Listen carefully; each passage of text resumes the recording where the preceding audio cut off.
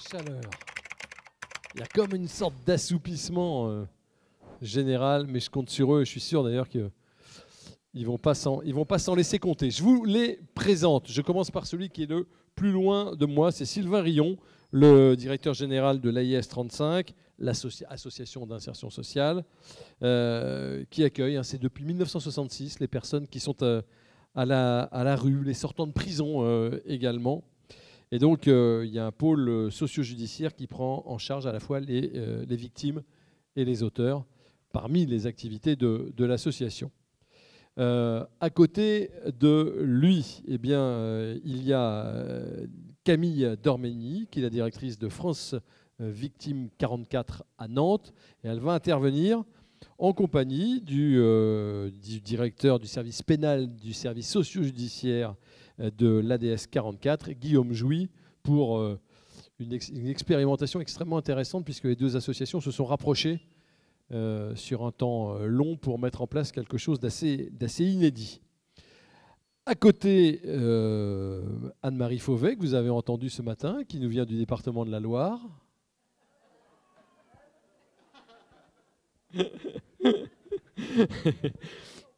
Qui est la présidente du comité national de liaison des acteurs de la prévention spécialisée. J'avais dit que je le dirais. Eh bien, à vos côtés, Ludovic Dardenne, qui est lui le directeur de Permis de construire. C'est une association nantaise, donc beaucoup d'entre vous connaissent le travail mené par Permis de construire, qui accompagne ceux qui ont vécu ou ceux qui vivent encore une sanction pénale pour les aider à se reconstruire, à cheminer, à retrouver un emploi. On a beaucoup parlé ce matin de l'association Espérer 95, notamment avec Antonin. Valérie Pélisson est la directrice générale de l'association. Son fan club est dans la salle. Importante association, donc 5 pôles et un service socio-judiciaire, si je ne m'abuse. Et puis à côté de moi, alors il est un peu hors secteur socio-judiciaire, enfin même complètement, c'est Guillaume Legault qui est le directeur général du groupe UCPA. Et donc l'utilité sociale, elle se mesure aussi à l'UCPA, et ce n'est pas Antonin Gilles qui dira le contraire. Il a beaucoup travaillé sur le sujet, il a même passé sa thèse presque sur ce sujet.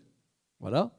Donc maintenant, vous les connaissez tous. Est-ce que, j'ai une question très générale que je lance comme ça à la volée, est-ce que tous, dans vos associations respectives, vous avez fait des études ou commandé un travail sur l'utilité sociale? Déjà. Quelqu'un souhaite-t-il intervenir? Je sais que mon... bon. Non. Non? Oui? Non? Bon. Guillaume Legault? Ah ben non, oui. Vous avez fait un travail, vous avez fait faire un travail. Oui. Bon. Ok, non, mais on peut passer à une autre question si celle-là, elle est vraiment... dessous. Oui, ça pouvait suffire, oui. Oui, bonjour. Donc oui, nous avons fait un travail sur l'utilité sociale. J'ai envie de dire, on travaille en permanence sur l'utilité sociale, pour le coup. Vous parliez du travail qu'a fait Augustin Gilles avec un de ses collègues. Effectivement, pendant 3 ans, on a accueilli 2 doctorants qui faisaient leur thèse sur ces questions-là et qui nous ont aidés à travailler le modèle d'utilité sociale. Depuis, on a continué ce travail avec d'autres acteurs. Et puis surtout, c'est un travail qu'on porte en interne. Donc je ne sais pas si c'est le moment d'expliquer un peu ce qu'on fait de manière complète. Mais on y viendra tout à l'heure. Mais vous avez un document de référence. Valérie, vous en avez un aussi. On en a beaucoup parlé. On a même parlé de la méthodologie. La méthodologie. Alors oui, en tout cas, on a fait un travail entre février 2018 et mars 2019. Donc vous voyez que ça dure un certain temps. Et on continue toujours. En fait, effectivement, c'est quelque chose qui s'entretient et qui perdure. Voilà. Anne-Marie Fauvet, vous avez fait aussi un document. Je passe parce qu'il y en a peut-être qui ne l'ont pas fait. Si nous, on le fait là aussi de manière assez continue avec, et c'est ce que disait M. Blanc ce matin, où on a créé un logiciel d'évaluation et d'accompagnement des pilotes qui est en interne plus un outil d'accompagnement pour que ça soit intégré dans le process et dans la relation avec nos bénéficiaires, et ce qui permet aussi d'avoir nos propres critères d'évaluation et d'utilité sociale qui peut permettre après de renvoyer vers les financeurs. Ok. Je reviens à vous. Alors, Vous avez fait, vous en avez un. pour la prévention spécialisée, on l'a fait. On a fait un magnifique document dans les années. On y a travaillé entre 2015, 16, 17. Je regarde les collègues. Voilà. L'utilité sociale de la prévention spécialisée, donc sur 2-3 ans. Magnifique document. Aujourd'hui, on en parle assez peu, en fait, de ce document. Voilà, on l'a plutôt mis dans un placard. Et c'est pour ça que ça m'intéressait beaucoup de venir retravailler ce sujet avec vous. Voilà, parce que du coup, ça m'a donné un peu du grain à moudre. Qu'est-ce qu'on a fait du côté de... Alors, on a parlé un peu ce matin avec la présidente, la vice-présidente. Moi, je ne parlerai pas d'un document unique sur l'évaluation sociale au sein du service pénal socio-judiciaire. Par contre, je dirais que notre rapport d'activité rend compte de toutes les actions, projets que nous menons et traite de cette question de l'utilité sociale sur chacune des actions mises en œuvre. Voilà. Oui, bah oui. Sur France Victime, je fais le tour, hein, puis après... Pas de travail spécifique d'évaluation sur la question de l'utilité sociale. Après, c'est vrai que c'est peut-être aussi parce que qui dit aide aux victimes dit utilité sociale, point d'interrogation. Sylvain? Comme Guillaume, pareil. Oui, c'est ça. D'accord. Voilà. C'est en fonction... Voilà. Ouais, c'est ça, c'est facile. Ouais. Je voudrais quand même qu'on démarre alors, avec vous, Anne-Marie. Parce que vous avez donc un document dont vous dites qu'il était dans un placard, enfin qui ne servait pas beaucoup. J'exagère légèrement le Oui. trait, mais quand même, il y a du vrai quand même. Et puis est venue la crise sanitaire. Et si on mélange tout ça, il y a eu un bouleversement en profondeur de votre façon de travailler quand même. Alors, peut-être reprendre le début. Au niveau de la prévention spécialisée, comme il n'y a pas de mandat, donc évidemment, les éducateurs travaillent. En plus, donc on est très très proche du politique. Alors autant du politique départemental, mais particulièrement du politique municipal, l'élu municipal. Et effectivement, à longueur de journée, ils voient des éducateurs qui sont dans la rue, ils ne savent pas trop ce qu'ils font. Enfin bon, voilà. Donc évidemment, la question de mais que font-ils, c'est une question qui est aussi vieille que la prévention spécialisée. Pourquoi ils travaillent comme ça, etc. Je regarde les collègues avec qui on bosse sur la prévention spécialisée, c'est vieux comme la prévention spécialisée. Donc du coup, cette question de l'utilité sociale de la prévention s'est posée, je pense, chez nous, il y a déjà quelques années en fait. Et on se disait comment on peut répondre à cette fameuse question que fait la prévention spécialisée. Ce qui fait qu'on y a travaillé donc assez, alors je ne vais pas dire que c'est assez ancien, mais c'est les années 2015, 16, 17. On a vraiment travaillé là-dessus. Alors, du coup, en vous écoutant ce matin, nous, ce qu'on a fait, donc, c'était effectivement de voir un peu la philosophie dans laquelle on était. Et on avait fait tout un document avec des tableaux pour dire, par exemple, quand on fait du travail de rue, quel est l'impact sur le jeune, quel est l'impact sur le territoire. Parce qu'effectivement, c'est une spécificité de la prévention spécialisée, on en parlait ce matin, l'implantation territoriale. Et aussi, quel impact de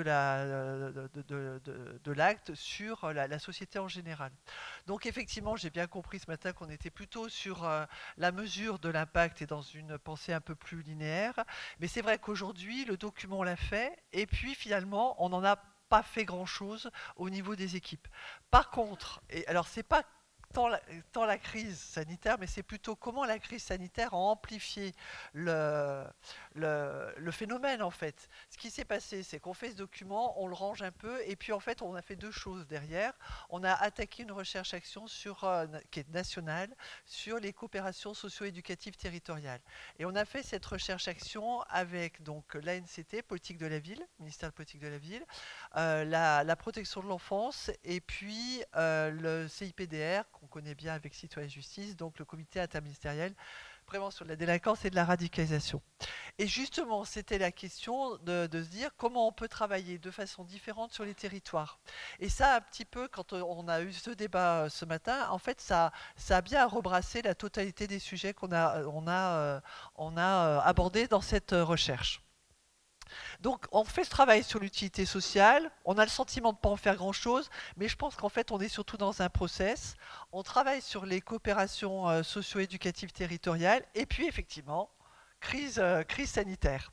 Et alors, avec la crise sanitaire, ce qui s'est passé en tous les cas pour le CNL, mais j'imagine que c'est la même chose pour les collègues de Citoyens et Justice, on a quand même vraiment amplifié notre travail avec les ministères, et puis surtout, on s'est aguerri à de nouveaux outils de communication. Évidemment, je ne vais pas vous faire l'affront de les énumérer, on les connaît tous. Et du coup, je pense que ça, en fait, tout ce cheminement a provoqué une réelle avancée, pour le coup, mais sur une autre manière d'attraper l'utilité sociale. Alors, c'est-à-dire qu'en fait, ce qu'on s'est rendu compte, par exemple, avec les ministères, nous, on a vécu un truc avec le CIPDR où justement, avec la crise sanitaire, ils voulaient mettre en place les fameuses opérations quartier d'été, donc dès 2020. Et pour le coup, ils interpellent le CNL, et ça a été vraiment la première fois que nous, on a vécu ça, en tous les cas, au niveau de notre réseau. Ils nous disent, voilà, on n'a vraiment pas le temps, on vous fait confiance, et du coup, on va faire descendre l'argent par le CNL pour aller plus vite, et pour qu'en fait, l'argent soit redispatché auprès de vos adhérents. Et du coup, ce qui aurait pu prendre 3 ou 4 mois, donc évidemment, quartier d'été, 3-4 mois après, c'est plus l'été, effectivement, ça devenait une opération. Nous, on a mis 15 jours pour le mettre en place. Et ça a créé une autre façon de travailler avec les ministères. Vous voyez, ça a été des expériences. La crise sanitaire nous a amené à vivre des expériences différentes et dans une relation différente avec les pouvoirs publics. Et comme dans le même temps, on faisait cette recherche-action sur les coopérations éducatives territoriales, la recherche, elle n'a pas été transcendante. On va faire quand même une restitution au mois d'octobre. Et bien évidemment, on vous invitera. Mais ce qui a été intéressant dans cette recherche, c'est qu'elle nous a donné de la méthodologie de travail. Parce qu'en fait, et je crois qu'il y a quelqu'un qui l'a dit ce matin, on parle beaucoup de partenariat, de coopération. N'empêche que la coopération n'est pas le partenariat, et que derrière, eh bien, il ne suffit pas de le dire, il faut vraiment avoir de la méthode de travail. Et ça, nous, au niveau de la prévention spécialisée, en tous les cas, les services qui étaient partie prenante pour le coup, et qui étaient sites d'expérimentation de la recherche, on en a vraiment tiré une méthodologie de travail. Et ce qui fait qu'aujourd'hui, l'utilité sociale, c'est ça qui m'intéresse aussi de débattre avec vous. Au niveau du CNL, ça s'est traduit déjà, parce qu'évidemment la question, je reviens un peu en arrière, la question de dire que fait la prévention spécialisée, on avait nos adhérents qui nous disaient, mais enfin, mais que fait le CNL-APS dans un joyeux transfert?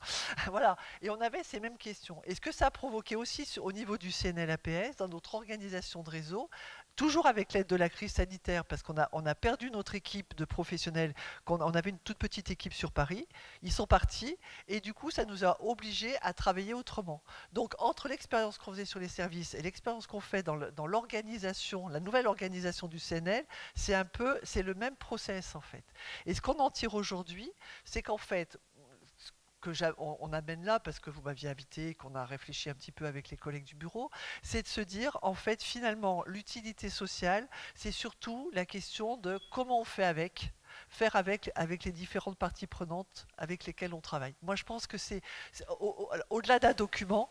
Voilà, c'est ce que je voulais vous dire. Au-delà du document qu'on a pu faire, aujourd'hui, on en est plutôt à comment on fait avec les différentes parties prenantes qui sont avec nous. Il faut vraiment avoir une méthode de travail. Ça, je pense que c'est indispensable. Et aussi, vraiment avoir de la structuration. Parce que la question de la coopération, c'est que si tout le monde fait... Ça nous amène un peu à nous décaler, à travailler en réseau. Et si tout le monde s'amuse à faire le travail de l'autre, ça peut être intéressant, mais ça peut être aussi le grand bazar. Donc, il faut être extrêmement structuré, et il faut faire sans doute attention à quelque chose qu'on voit quand même beaucoup, la désinstitutionnalisation. Il faut que ça reste très institutionnalisé pour le coup, et très structuré.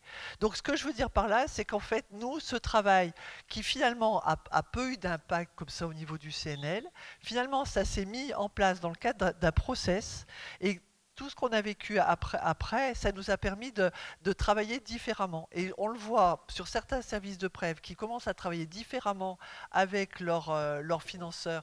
Et puis il y a aussi la grande question aussi des jeunes qu'on accompagne, hein, parce que faire avec les différentes parties prenantes, évidemment qu'il peut y avoir les départements et les services publics, mais il y a aussi les publics qu'on accompagne. Mais vous dites, vous avez changé votre organisation qui était assez pyramidale dans quelque chose de plus horizontal. On est encore dans les Oui. coopérations ou dans Alors les... complètement. Alors au niveau du CNL, on a fait notre assemblée générale la semaine dernière, je l'ai réexpliqué. En fait, on avait une équipe qui était une petite équipe qui était à Paris, et du coup, dans nos interlocuteurs publics, ils nous disaient oui, mais vous avez des gens finalement qui sont un peu du même sérail que nous. Et ce qui nous importe, nous, surtout en prévention spécialisée où la dimension territoriale est importante, ce qui nous importe, c'est que, en fait, d'avoir des interlocuteurs qui sont vraiment sur le terrain. Et du coup, ce qu'on a fait, on n'a plus de salariés en tant que tel, équipe CNL à Paris, mais au niveau du conseil d'administration, alors pour l'instant, plutôt au niveau des membres du bureau, en fonction des fonctions qu'on occupe au sein du bureau, on a des salariés qui sont salariés. Par exemple, moi, je suis à la GASEF, donc j'ai une salariée à la GASEF mise à disposition du CNL-APS. Et du coup, on arrive, mais on l'a fait sans trop. Au début, il fallait faire quelque chose, quoi, en fait. Hein. Et puis après, finalement, on y met du sens, et on voit qu'on arrive à avoir une approche très systémique. Et comme nous, on est vraiment réseau national, et bien en fait, on est en train de construire l'organisation qui va en fait avec l'objectif du réseau. On ne peut plus faire de l'entre-soi, c'est ce que vous disiez. Exactement. Et alors pour le coup, parce que après je vais laisser la parole aux collègues, mais on a vraiment, alors là ça a été une vraie comment dirais-je, une vraie avancée, une plus-value. On avait donc ce problème au niveau de la prévention spécialisée, donc on évaluait, mais on avait des outils qui étaient tous les uns les autres, plus ou moins brinque-ballant en fonction des avancées. Et du coup, ce qu'on a fait, donc ça, je crois qu'on a commencé là aussi, on a dû commencer en 2015-2016. On a travaillé sur un groupe, on a mis en place un groupe de travail qui réunissait des travailleurs, des éducateurs de prévention spécialisés, des chefs de service, des directeurs, des administrateurs. Et en fait, on a conçu tout doucement un logiciel. Alors évidemment, on a fait appel à un informaticien, évidemment. Et on a vraiment conçu un logiciel. Aujourd'hui, donc, c'est un logiciel qui est utilisé par les différents services. On a 1000 sur 4000 éducs en prév, on a 1000 éducs qui sont formés. Et l'idée, donc on a 25 services qui ont déjà ce logiciel, et on est en train de l'installer sur tous les services de prévention spécialisée, ce qui permet de revoir les fondamentaux du métier, etc. Donc vous voyez, on a complètement, effectivement, comme vous disiez, horizontalisé l'organisation, et du coup on n'a plus la question mais que fait le CNL? Parce qu'en fait le CNL c'est nous et c'est les adhérents qui travaillent, donc du coup on ne se pose plus la question de qu'est-ce qu'on fait. Et c'est la même chose, je le dis, c'est la même chose, on duplique la même chose, enfin on essaye en tous les cas, sur les territoires au niveau des services. Ce qui m'a frappé en préparant cette table ronde, c'est ce côté de parler ensemble, Ouais. de ne pas rester dans l'entre-soi. Et je vais me tourner vers Sylvain Rillon, parce que c'est un peu ça aussi, l'horizontalisation avec l'expérimentation dont vous allez nous parler. Le fait que dans les grandes associations qui travaillent un peu en silo, on ne se parlait plus vraiment. Vous avez lancé quelque chose qui permet d'horizontaliser le process. Oui, de la transversalité, oui. Alors, si Vincent peut projeter. Alors, on a un PowerPoint. Ouais. Voilà. Le voilà. Donc en fait, on a mené une expérimentation qu'on a appelée Équipe Parcours, le parcours de l'usager, qu'on a débuté en juin 2019. Alors, il est écrit avec une volonté de décloisonner les services de l'IS 35. Historiquement, l'association a 56 ans. Elle est présente sur tout le département, donc du nord au sud, de Saint-Malo à Redon. Donc le caractère géographique est très prononcé, et c'est vrai qu'avec le temps, chaque site a travaillé à sa façon et ne savait pas forcément ce que faisaient les collègues. Alors il y a eu deux étapes. Une première étape qui a été de réorganiser totalement l'association pour créer de la transversalité en créant des pôles d'activité. C'est-à-dire on a par exemple un CHRS à Vitré, un CHRS à Rennes, un CHRS à Redon, et de dire il n'y a pas de raison que les choses se fassent de façon totalement différente sur les trois sites. Il peut y avoir des spécificités territoriales, mais on doit avoir des bases communes. Donc ça a été la première étape, de créer des pôles d'activité. C'était avant mon arrivée. Je suis arrivé dans l'association en 2016, c'était fait. Et puis, quand je suis arrivé, je me suis assez vite dit, mais les personnes qu'on accueille, qu'on accompagne, finalement peuvent passer par tous nos services, parce qu'il peut y avoir des soucis de santé, des soucis d'hébergement, de logement, des soucis avec la justice, des besoins d'aide pour reprendre le travail. Donc on peut voir une même personne sur tous nos sites, mais nos sites ne se connaissent pas et nos activités ne se connaissent pas. Et je me disais que c'était bien dommage parce que d'avoir l'ensemble de ces compétences crée, alors c'est peut-être un gros mot que je vais utiliser, mais crée une sacrée valeur ajoutée qui est hyper intéressante et hyper intéressante évidemment au bénéfice des personnes qu'on accompagne d'avoir cet ensemble de compétences. Du coup, on a mis en place cette expérimentation. C'est venu à un moment où en fait on était un petit peu en avance de phase par rapport aux changements qu'on sentait venir avec le logement d'abord, même la fusion des services avec lesquels on travaillait. Donc on s'est dit que finalement si l'État faisait comme nous, c'est qu'on ne s'était pas trompé. C'est peut-être prétentieux quand même. Mais bon, voilà. Donc on a décidé de se lancer et de mettre en place cette équipe. Alors sur la slide suivante. Alors, c'est une expérimentation, c'est-à-dire qu'on a fait ce travail-là en plus de notre travail habituel. Donc, ce sont des volontaires de chaque pôle d'activité qui ont choisi d'adhérer à l'expérience. Et on a donc eu une personne, une salariée de l'hébergement, une autre personne du pôle socio-judiciaire, de l'insertion par le travail chantier d'insertion, de l'accompagnement au logement, du réentraînement au travail. Alors c'est un peu comme les chantiers d'insertion, mais dans un contexte un peu différent avec des ateliers d'adaptation à la vie active, des AVA, et puis une personne du pôle médico-social. Et tout ça a été animé par une personne qui est responsable de service dans la partie insertion par l'activité économique et qui a pris en charge de mener le fonctionnement de cette équipe. Alors, par quoi ça s'est traduit? Déjà par un travail d'interconnaissance, donc avec des visites d'établissement, des visites de sites, quelques vidéos, et puis des focus précis sur des dispositifs particuliers. J'ai énuméré CPCA, CJPP, RPM, ça doit parler à peu près à toute l'Assemblée. Donc, un des gros besoins était vraiment d'avoir une interconnaissance entre les services parce que on constate tous les jours qu'il y a des personnes, ils ne connaissent pas leurs collègues et ils ne savent pas ce qu'ils font, non seulement par le côté un petit peu naturel, c'est peut-être pas le bon mot, mais implicite du fait d'être dans une autre activité, et puis par l'éloignement géographique, qui de toute façon vient compliquer ça. Donc on a mis en place des moments où les personnes se connaissaient. Ça pouvait être aussi par une immersion dans une autre équipe en disant pendant 2 jours, je quitte mon poste et je vais dans une autre équipe pour apprendre ce qu'ils font, pour aller vivre leur quotidien et mieux m'imprégner de ce que fait cette équipe et de ce qu'est cette activité.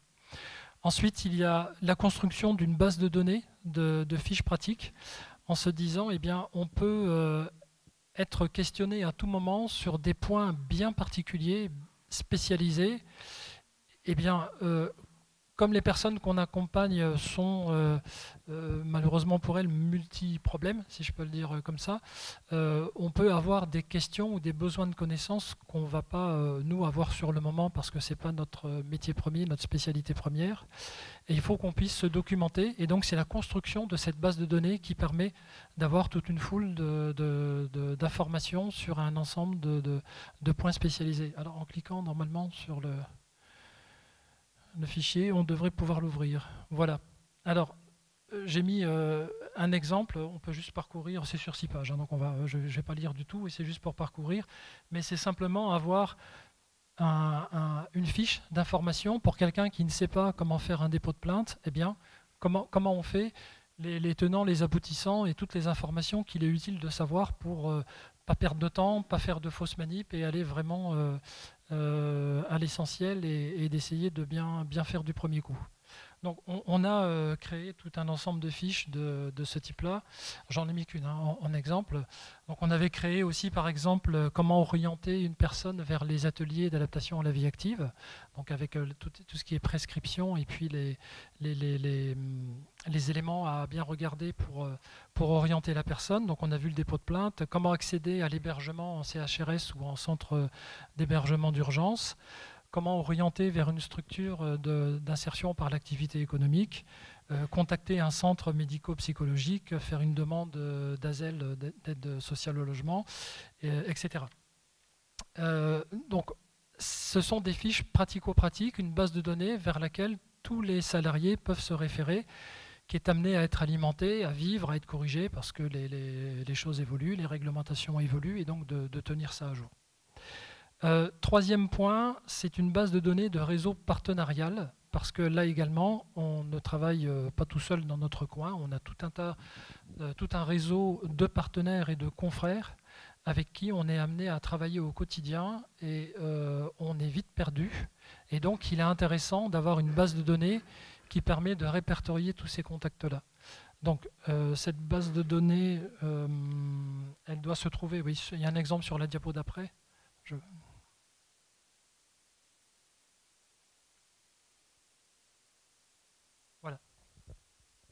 Voilà, par exemple, donc, suivant la thématique, le nom de la structure, un petit commentaire, et puis on trouve en fait à droite la personne qui a introduit la donnée, parce que si à un moment on ne comprend pas quand même, on a besoin d'un complément d'information, on sait tout de suite vers qui se référer, parce que c'est la personne qui a rentré cette information-là.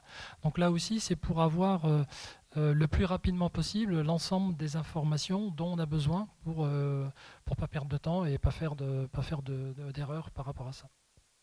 On peut revenir à la précédente. Ensuite, on a mis en place également une messagerie, alors temps réel, c'est un peu prétentieux, c'est avec un temps de réponse, une réactivité d'à peu près 24 ou 48 heures, c'est-à-dire qu'on peut avoir des besoins, des demandes, en fait on ne sait pas trouver la réponse, et dans ce cas-là, il y a une adresse bien spécifique de cette équipe parcours, et on envoie un message en disant, voilà, je me pose telle question, et la personne de l'équipe parcours qui sait y répondre, ou qui est la plus appropriée pour répondre, va amener sa réponse pour déverrouiller le blocage qu'il peut y avoir. Et puis, tout ça, l'idéal, c'est quand même de le concrétiser par une étude de dossier, c'est-à-dire en fait d'avoir se retrouver par exemple confronté à des situations avec des personnes accueillies qu'on ne sait pas résoudre. Et souvent, c'est parce qu'il y a des problèmes multiples, et bien le travailleur social qui est référent de la personne n'a pas forcément l'ensemble des données pour arriver à bien prendre de la hauteur sur la situation et actionner les bonnes solutions et mener les choses. Donc, les essais qu'on a faits, c'est de prendre de telles situations, de réunir l'équipe et d'avoir un temps passé de travail, toute l'équipe ensemble, sur le dossier de la personne concernée, pour amener chacun sa contribution pour arriver à avancer plus vite et de ne pas faire d'erreur, et d'amener la meilleure aide possible à la personne concernée. Voilà, et donc la toute dernière diapo, en fait c'est un résumé graphique pour dire que c'est un accompagnement qu'on nomme d'accompagnement global, et qui vient mettre en œuvre l'ensemble des compétences qu'on trouve au sein de l'association. Alors on l'a mené... Je termine. Ouais. Non, mais j'avais une question, allez-y Sylvain. Ouais, on a démarré en juin 2019, évidemment la crise sanitaire est arrivée, et c'est quelque chose qui est difficile de mener par visio, sans contact. Enfin, c'est vraiment un travail collaboratif, vraiment tout le monde ensemble. Donc on a dû stopper. Et lorsque la situation nous aurait permis de reprendre, en parallèle, dans le même temps, nos activités se sont développées, et la personne qui menait ça, la responsable de service qui menait ça, a aujourd'hui une charge trop importante pour pouvoir continuer à mener ça en parallèle. Donc pour l'instant, c'est en sommeil. Vous allez relancer ? Eh bien, on fait tout ce qu'on peut pour trouver du financement pour pouvoir mettre quelqu'un sur ce poste-là. Ouais, c'est ça, il faut le financement. Ouais. Je lance un appel, mais là, les bons interlocuteurs ne sont pas forcément là.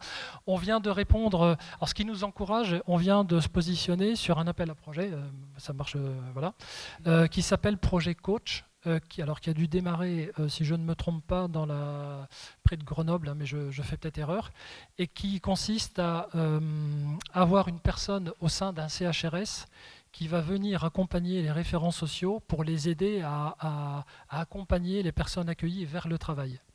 Donc, travail-hébergement, il y a une réunion des deux, Et en fait, on voit que l'idée qu'on a eue au départ, elle ne fait pas de petit, parce que c'est resté entre nous, mais on voit qu'on est sur le bon chemin. Et donc, on s'est positionné sur cet appel à projet pour espérer trouver un financement pour remettre quelqu'un sur ça. Et sur ce projet-là, comment ça a été perçu en interne?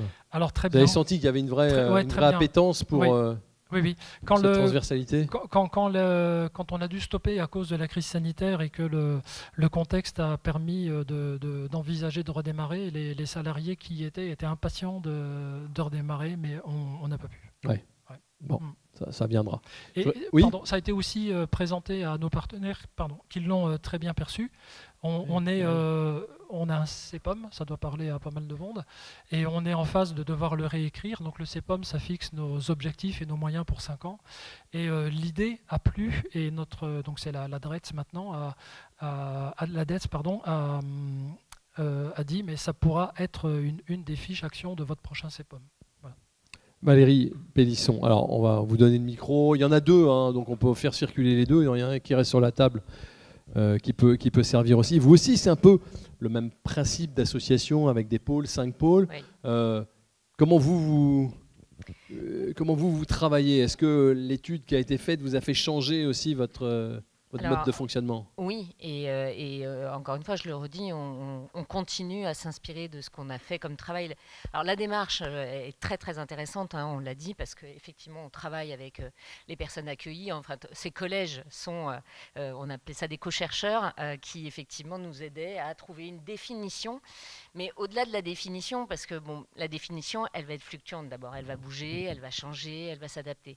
Mais moi j'ai plutôt envie de parler de l'exigence derrière après ce travail d'utilité sociale et de définition de l'utilité sociale, puisque l'idée c'était de trouver un sens, de mettre des mots aux valeurs, à nos valeurs, au sens du travail, en tout cas comme on voulait, au sens de nos valeurs. Ce qu'il y a, c'est que ça nécessite après une exigence à tenir. Alors c'est une aide, un soutien, mais aussi c'est une barre, un cap qu'on suit, alors qui n'est pas forcément facile. Nous, ça nous a permis, et ça nous permet tous les jours d'avoir travaillé sur des choses. Alors on a développé un logiciel de l'accompagnement social, aujourd'hui qui est effectivement même très bien accueilli, puisque d'autres associations nous le demandent, et ça donne des indicateurs transversaux à l'association, puisque vous l'avez dit, on a 5 pôles d'activité. Donc c'est vrai que c'était pour nous important d'avoir des repères, en tout cas, soit de personnes qui traversent un service dans un autre, vers un autre, mais aussi des repères dans le cadre de l'accompagnement social, de ce qu'on induit aussi dans l'accompagnement social qu'on mène à Espérer 95. Donc ça, c'est déjà quelque chose. Aujourd'hui, il y a Equalis, la Croix-Rouge, qui nous a demandé ce logiciel aussi et qu'on va leur fournir.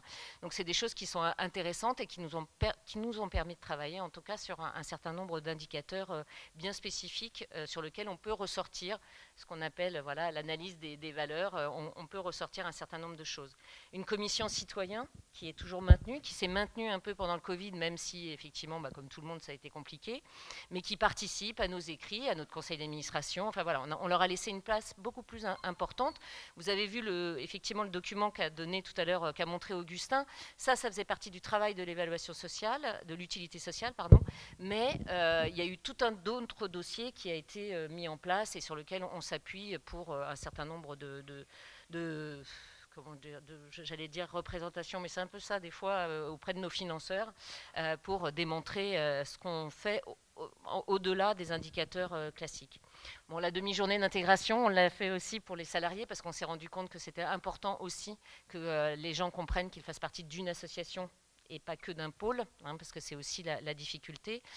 Alors, on continue nos moments festifs, événementiels, et on a même continué un peu pendant le Covid, mais au moment où c'était possible, au moment où il y avait un déconfinement, on se disait super, on va organiser une fête, donc on le faisait, et puis hop, on repartait dans les... Aux États-Unis, en Grande-Bretagne, il y en a un qui a une épée de Damoclès au-dessus de la tête avec ça. Oui, tout à fait. Et tout est prétexte à des plaidoyers, de la sensibilisation, et donc voilà, où tout le monde est associé, aussi bien nos partenaires que les personnes accueillies, pour parler de leur expérience au sein d'Espérer 95 ou ailleurs, bien sûr. Et puis un autre exemple, parce qu'effectivement, on a sorti beaucoup de mots de cette définition, alors des mots forts, engagement, valeurs, éthique, Mais ceci dit, quand on est inscrit dans des dispositifs parfois qui dérivent, c'est-à-dire où l'État change le cahier des charges, comme il le souhaite, comme il l'entend, à un moment, il faut pouvoir se dire, ça nous interroge, on dit, là on n'est plus dans les mots qu'on a sortis dans le cadre de l'utilité sociale, on n'est plus dans nos valeurs, et par exemple pour Espérer 95, c'était un centre d'accueil et d'évaluation des situations qu'on avait pris pendant 4 ans, avec au départ une action plutôt humanitaire, et qui a fini par s'appeler donc Centre d'accueil et d'évaluation des situations, hein, pour tout le monde, c'est effectivement les évacuations des campements parisiens, hein, des publics migrants, qui au bout de 4 ans ont fini par dériver, sont devenus un centre de tri et un travail avec l'office qui n'était plus du tout dans nos valeurs, et sur lequel effectivement en 2021 j'ai mis un terme à l'action. Alors pour la petite histoire et pour les DAF autour de dans la salle, c'est quand même 3 millions de budget, hein, donc c'est pas rien. Donc c'est vrai que Espérer, du coup, on s'est interrogé, j'ai interrogé le conseil d'administration, mais qui nous a suivis, parce qu'encore une fois, on mettait trop en difficulté les valeurs qu'on portait dans l'association depuis le départ, mais aussi dans tout ce qu'on affichait dans l'utilité sociale. Et c'est là où il y a une exigence quand même aussi à avoir, il y a une prise de risque, mais ça j'estime que voilà, c'est aussi notre travail, hein, c'est aussi à nous de prendre des risques aussi, de dénoncer des fois des abus et des choses qu'on voudrait nous faire faire parce qu'on est embarqué là-dedans pendant 1 an, 2 ans, et puis voilà, que le cahier des charges change, et qu'une fois on se dit, l'État a tendance à dire, de toute façon, ils vont être coincés pour annuler, donc non, voilà, on peut avoir cette chose-là. Mais c'est l'exigence que ça porte, et sur lequel on est obligé de se caler derrière. Mais c'est important. Et c'est bien, et c'est très bien. C'est important ce que vous dites, parce que c'est vrai qu'on n'est pas c'est pas neutre au niveau du fonctionnement de l'association, mais ce sont les valeurs qui sont... Oui, il faut trouver d'autres choses à développer. C'est ça, ouais. Il faut répondre à d'autres projets. La transversalité, l'horizontalité, la discussion, c'est aussi ce qui a animé le projet mené en commun par France Victimes 44 et l'ADAS 44, que vous allez nous expliquer à 2 voix maintenant, Camille et Guillaume. Et qui dit 2 voix, dit 2 micros. Merci. Vincent, tu peux nous... Ouais, super. Donc oui, avec Camille, aujourd'hui, on souhaitait témoigner de la force collective des associations, alors très humblement, mais de la force collective des associations, témoigner par là même d'une expérience de relation, pour faire le pont avec ce que plusieurs intervenants ont évoqué ce matin. Alors on veut vous relater un projet de réponse commune d'une expérimentation de justice restaurative, en s'appuyant sur l'expérience de France Victimes et sur celle du service pénal de l'ADAS 44. On a répondu ensemble à un appel à projet, mais attention, c'est-à-dire que tous les ans, le Conseil départemental de Loire-Atlantique, depuis plusieurs années, propose, je vais dire comme ça, 100 000 euros qui sont mis à disposition de projets sur le contentieux et sur la prévention des violences conjugales. Donc nous avons répondu à cet appel à projet ensemble, et donc l'idée aujourd'hui c'est de vous témoigner de cette expérimentation. Donc dans un premier temps, l'idée c'est voilà, de vous retracer le cheminement de ce projet et de la force collective de notre association.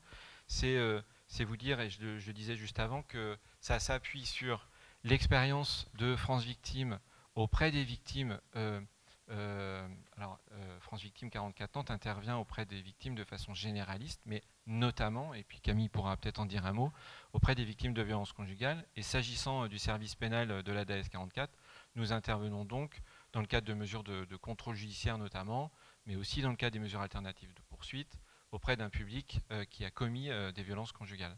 Donc ça s'appuie là-dessus, et ça s'appuie sur des valeurs associatives anciennes et partagées par nos 2 associations. Anciennes parce que depuis la mise en œuvre des alternatives aux poursuites par l'ADAS 44 aujourd'hui et par l'AAE avant, le lien avec France Victimes, anciennement ADAVI, a toujours existé. Les professionnels délégués du procureur de l'ADAS 44 sont en lien quasi quotidiennement avec les professionnels juristes et psychologues de France Victimes 44 Nantes. Donc cette expérience-là, et puis je parlais de valeurs, parce qu'effectivement, ces valeurs, elles ont nourri des expériences qu'on a menées ensemble et qui continuent de vivre auprès de ce public, notamment auteurs de violences conjugales. Nous travaillons aujourd'hui ensemble sur le stage de responsabilisation. Donc c'est pareil, le stage de responsabilisation dédié aux auteurs de violences conjugales, c'est un dispositif que l'on a co-construit avec France Victimes, parce qu'il nous semblait évident de permettre aux intervenants, en l'occurrence juristes et psychologues, d'incarner quelque chose, même si le dispositif, en l'occurrence, il est porté aujourd'hui par l'ADAS 44. Et puis quand je parlais de valeurs, alors c'est des valeurs qui vont aussi vous parler, qui ont été évoquées à plusieurs reprises ce matin. Hein. C'est de fait, nous partageons les mêmes valeurs d'œuvrer à l'œuvre de justice, à la prévention de la délinquance, à la restauration du lien social.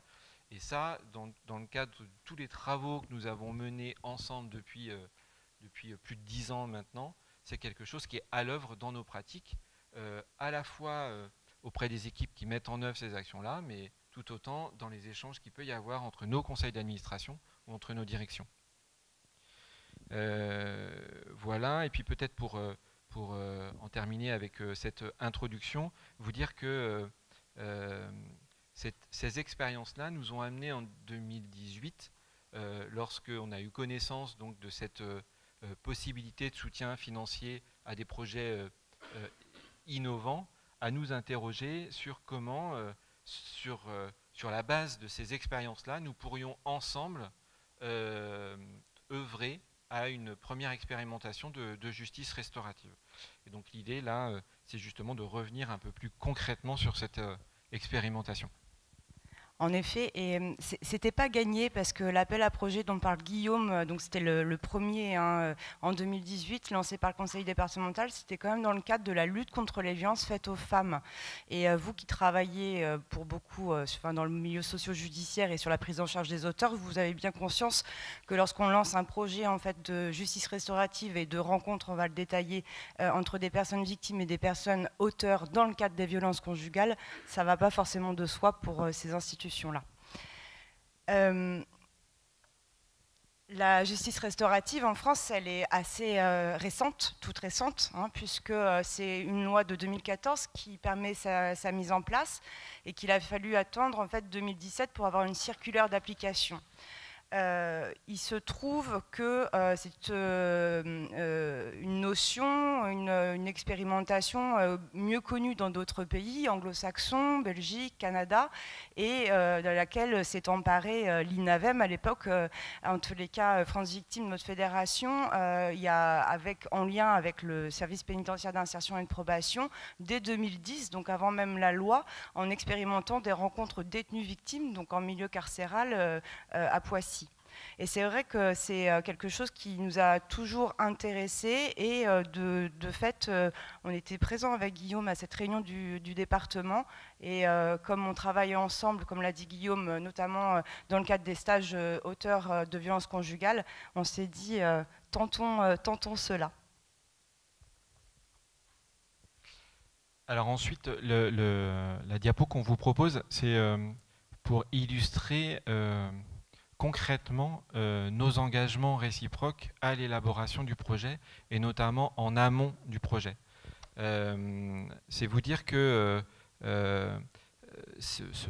cette expérimentation-là qui nous a engagés, alors qui a été de fait un peu plus longue que prévu parce que comme le disait Sylvain tout à l'heure, nous aussi on a été impactés de fait par la crise sanitaire, ce qui a décalé le projet d'une année, mais ça a amené les professionnels engagés de France Victimes et de l'ADAS 44 à travailler quasiment au quotidien sur ce projet-là, sur du temps long.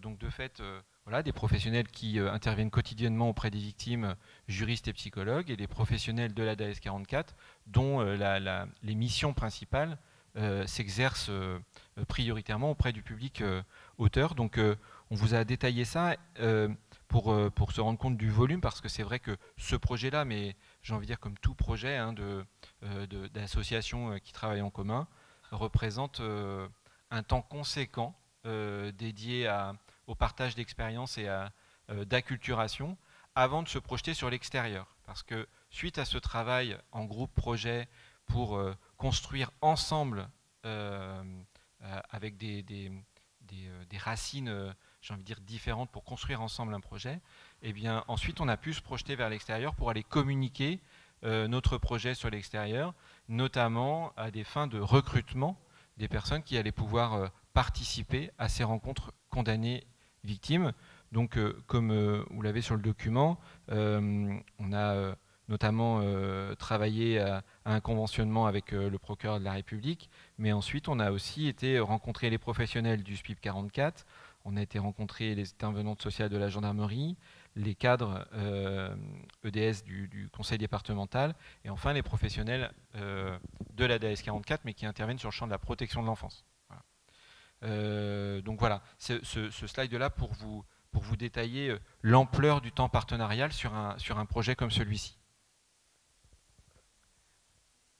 Il est aussi important de savoir en fait que dans le même temps qu'on mettait en place ce groupe ressources, ce groupe projet, des salariés de l'association, enfin des deux associations, pardon, ont été formés à devenir animateurs de rencontres condamnées victimes. Parce que c'est, comme le dit Robert Cariou, un véritable pas de côté, qu'il faut oublier notre casquette de professionnel quelle qu'elle soit, et qu'on devienne en fait, qu'on prenne cette cape d'animateur de rencontres. Ce qu'on n'a pas précisé non plus, parce que je devais le faire sur la précédente vignette, c'est que ce sont des rencontres indirectes et plénières. Vous savez, la justice restaurative, on peut aussi avoir des mesures, par exemple, de médiation restaurative, où là, on est sur l'auteur et sa propre victime, mais sur de l'individuel. Là, évidemment, il ne s'agissait pas de mettre face à face des auteurs et leurs propres victimes, bien sûr. La formation, c'est 2 fois une semaine, c'est dans ce qu'on a, nous, choisi, fait par l'Institut français de la justice restaurative. Et en fait, lors de la 2e semaine, c'était vraiment les personnes qui allaient pouvoir ensuite animer ces rencontres autour du projet qu'on construit à nos 2 associations. On va vous parler un petit peu du déroulé. Vous allez voir, c'est quelque chose de très très encadré. Il y a 4 phases. 4 phases dans le cadre de cette mesure de justice restaurative. Pardon. Et la première d'entre elles, c'est la phase de recrutement. Alors s'agissant de la phase de recrutement, là je fais le lien avec ce que j'évoquais juste avant de nos présentations du projet auprès des partenaires du département ou du SPIP 44 notamment, et puis de nos actions propres à la DAS 44 sur les groupes de parole, sur les stages de responsabilisation, afin de présenter l'action, une action expérimentale, donc de rassurer les personnes susceptibles d'être orientées vers nous, et donc nous avions défini un référent du côté victime et un référent du côté auteur pour une première prise de contact, on pourrait l'appeler une porte d'entrée en quelque sorte, dans le dispositif. Donc tous les services que j'ai cités juste avant ont pensé, réfléchi la possibilité d'orienter vers cette expérimentation. Et puis, suite à un premier contact, eh bien, il y a une séquence d'entretien individuel qui permet à ce référent auteur ou ce référent victime d'expliciter en individuel ce qui va se passer, ce qui est susceptible de se passer dans ces rencontres, de répondre à toutes les questions. Ce qu'il faut dire, c'est qu'à tout moment de l'expérimentation, donc dès ce stade préalable des entretiens individuels, comme plus tardivement dans le cadre des sessions plénières, l'auteur ou la victime peut décider quand elle veut de se retirer. Donc ces séquences d'explicitation, et puis ensuite viennent des séances préparatoires. Donc là, je te laisse peut-être... Des entretiens effectivement préparatoires. En fait, le protocole de l'IFJR prévoit 3 entretiens par le binôme des animateurs pour ce qui nous concernait, par personne volontaire pour participer. Et donc l'idée de ces entretiens préparatoires, c'est quand même des entretiens qui durent de 1 heure à 1 heure et demie. C'est de vraiment travailler, alors déjà à l'explication encore plus poussée de comment ça va se dérouler, de quel est le cadre en fait de ces sessions, de ces rencontres, mais aussi de travailler avec chacun de façon individuelle sur ses attentes et de voir en fait si l'attente c'est que la personne reconnaisse qu'elle n'aurait pas dû faire ça, quand bien même c'est pas l'auteur direct. Est-ce que, et s'il ne le reconnaît pas, est-ce que pour autant vous pensez que ces rencontres vont vous apporter quelque chose? Et c'est et si, et préparer vraiment et être sûr que la personne est en capacité de suivre ces rencontres et d'y trouver un bénéfice. Et puis l'autre étape avant même les sessions plénières, c'est des rencontres en sous-groupe. Donc d'un côté les personnes auteurs et de l'autre les personnes victimes, dans la salle où auront lieu les sessions, les rencontres en question, et avec une présentation des membres de la communauté. Parce qu'en plus des 2 animateurs qui vont animer en fait ces rencontres, ces RCV, il y a 2 personnes bénévoles, volontaires et formées également à être membres de la communauté, c'est-à-dire à montrer en fait l'intérêt de la société civile pour ces questionnements-là. Et donc ça sera l'occasion à la fois de les présenter et d'expliquer leur rôle lors de ces sessions. Et donc ensuite démarrent ces 5 rencontres condamnées victimes, des séquences d'1 heure et demie, étalées sur 5 semaines. Donc pour ce qui nous concerne, elles se sont déroulées sur la période de mai-juin 2021, plus une séquence bilan qui a eu lieu au mois de septembre 2021. Donc je reprends un petit peu pour représenter concrètement ces rencontres condamnées victimes. 3 auteurs, 3 victimes, 2 membres de la communauté, un animateur repéré comme celui portant la question des auteurs, c'est lui qui a mené les entretiens préparatoires, et un animateur repéré victime qui a introduit les rencontres victimes. Alors, je suis désolée, mais en fait, les animateurs, ils n'ont pas de casquette auteur ou victime. Et les entretiens préparatoires, ils sont vraiment faits avec ce binôme d'animateurs. Le pas de côté dont je parlais tout à l'heure, c'est vraiment parce que on est en dehors de notre métier même, et on est en dehors finalement de la représentation de la structure qu'on a. Désolée. Non, tu as raison. Mais je trouve que c'est important. Parce que en fait, je repérais cette animatrice ADAS 44 et cette animatrice France Victime.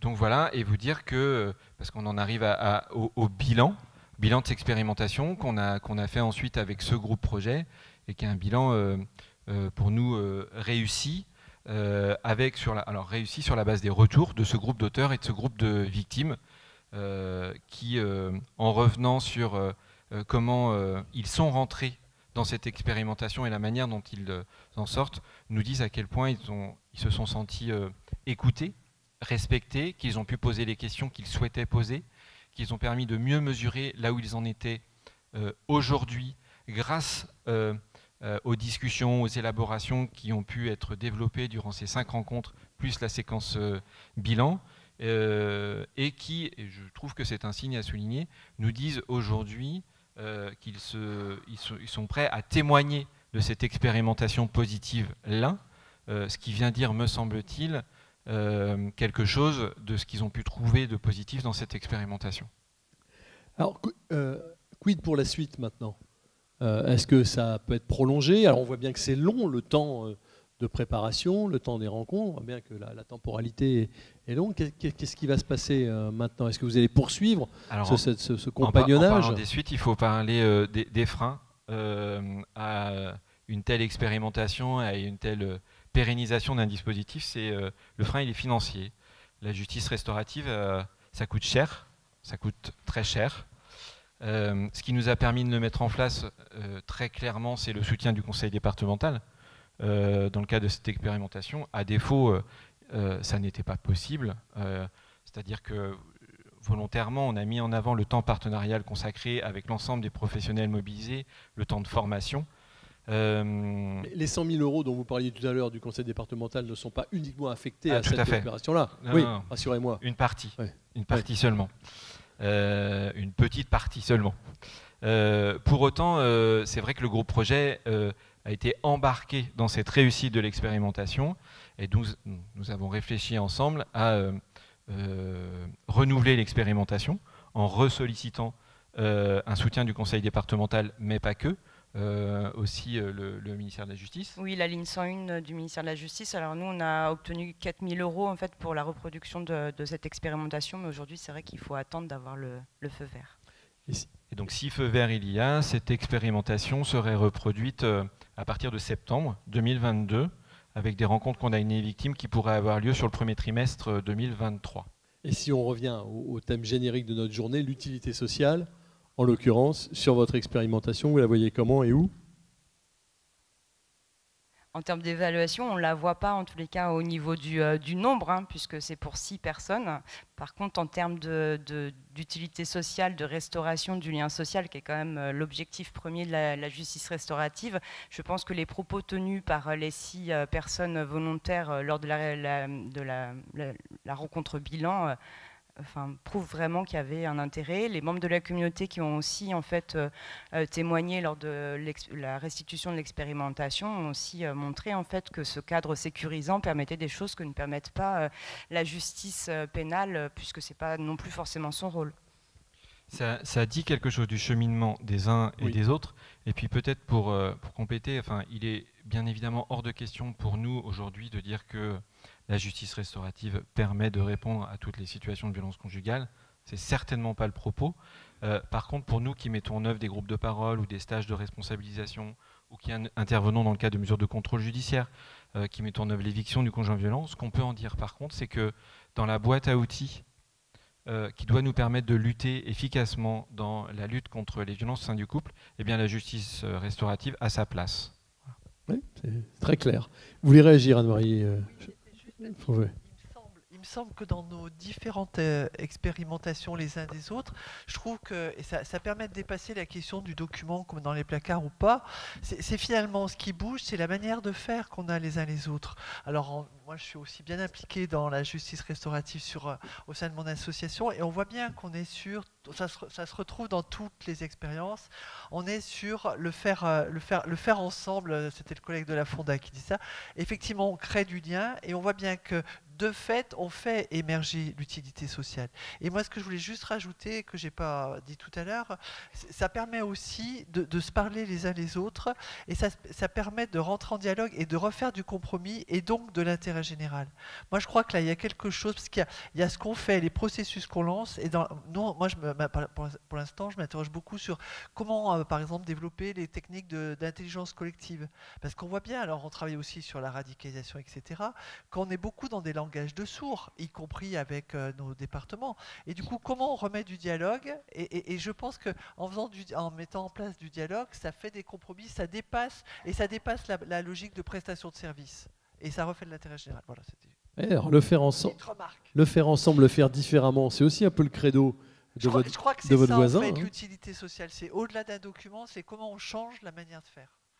Eh ben, on va en avoir une illustration avec Permis de construire, parce que l'originalité de votre association, Ludovic, c'est d'impliquer le public, votre public, dans les différentes actions que vous menez, et dans pratiquement toutes les actions que vous menez. C'est ça, c'est de montrer aussi justement ce changement de regard, et notre utilité sociale, et à tous, c'est notre mission première. Et notre mission, c'est avant tout le public. Et nous, on a fait le choix de placer notre public au cœur de notre action, au cœur de nos missions, en pleine responsabilité d'action par rapport à leur propre situation, projet de vie. Et du coup, j'avais préparé mon petit laïus et tout, mais toute la réflexion ce matin a fait voler en éclats tout mon suivi. Mais en rendant la personne actrice et donc utile à l'autre et à la société, c'est là que notre association prend tout son sens de l'utilité sociale. Et donc nous, notre évaluation, elle est là. C'est quand il y a une sortie positive avec un gars qui à un moment a été un coup pour la société du fait de ses actes délictuels, redevient acteur positif et apporte, que ce soit par son travail, par ses actions, activités sociales, par son retour dans la famille, par telle ou telle action au sein de la société, l'utilité sociale, elle est là. Et du coup, il y a aussi ce petit aspect évaluation quali. On n'est pas forcément toujours d'être dans cette statistique et chiffrage, mais cette évaluation quali. Et nous, très souvent, on va avoir et des financeurs et des partenaires avec nos bénéficiaires. Et c'est ça aussi qui donne sens auprès de nos partenaires sur la réalité de notre travail plutôt que les 12 pages de chiffres et d'évaluation annuelle. Je reviens un petit peu en arrière. Permis de construire, nous on a 12 ans d'existence sur Nantes, aujourd'hui sur Saint-Nazaire. Nous on accueille l'entièreté du flux de justice, donc des personnes en contrôle judiciaire à l'ADS, des personnes en détention, des personnes condamnées en milieu ouvert et les sortants de détention. Et notre cœur de mission, c'est bien de les aider à retrouver une place choisie par eux, et du coup qu'ils soient acteurs pérennes. Voilà, c'est pas les remettre en emploi, cocher une petite case, et puis 6 mois après, c'est pas grave où ils en sont, et utile. Utile à soi et utile à l'autre. Et c'est bien, c'est ce qu'on disait aussi ce matin, dans cette doublon individuel collectif, et c'est bien dans ce lien-là que l'utilité est personnelle et l'utilité sociale va se compléter. Une autre spécificité et notamment par rapport aux collègues, notamment de Citoyens et Justice, c'est que nous, on ne porte aucune mesure judiciaire et on ne porte aucune mesure institutionnelle pour être dans cette relation unique et duelle avec le pilote. Alors, on les appelle pilotes, nos bénéficiaires, parce que c'est eux, justement, qui tiennent le volant. Nous, on est à côté, on est des copilotes, mais c'est eux qui sont en pleine décision de choix et d'orientation de projet de vie. Et donc, on ne veut être que dans cette valeur relationnelle que M. Gilles soulignait ce matin, et non pas être dans des potentiels, je ne dis pas que c'est toujours comme ça, mais dans des potentielles relations, soit de sous-traitance, soit de direction donnée par une entité extérieure. Et que notre seul fondement, c'est la relation unique et duelle avec le pilote. Et quand vous dites qu'ils sont au cœur de toutes les actions, concrètement, c'est quoi? Ils sont où, vos pilotes? Concrètement, ils sont en pleine décision. Nous, on a une méthodologie d'action faite d'actions collectives quotidiennes, d'actions individuelles hebdomadaires. Il vient ou il ne vient pas. Ça commence par l'accueil. Nous, le premier mois, il y a un temps d'accueil où on ne fait rien que de la connaissance mutuelle. Et c'est au bout d'un mois que la personne fait son propre choix au sein de l'association et décide de s'engager ou non avec nous. Et voilà. Et en termes d'évaluation, en général, sur les orientations, il y en a 20% qui viennent jamais, qu'on ne voit jamais. Il y en a 20 autres qui passent pas ce premier mois en disant bah non, ça m'intéresse pas, c'est pas le moment, ou il y a d'autres. Par contre, une fois qu'ils rentrent dans le suivi, à 90%, ils vont jusqu'au bout. Ouais. Voilà. Alors, on en parlait aussi de cet accueil inconditionnel, mais nous, peu importe les peines, peu importe la situation, nous, notre seul critère d'entrée, c'est la motivation.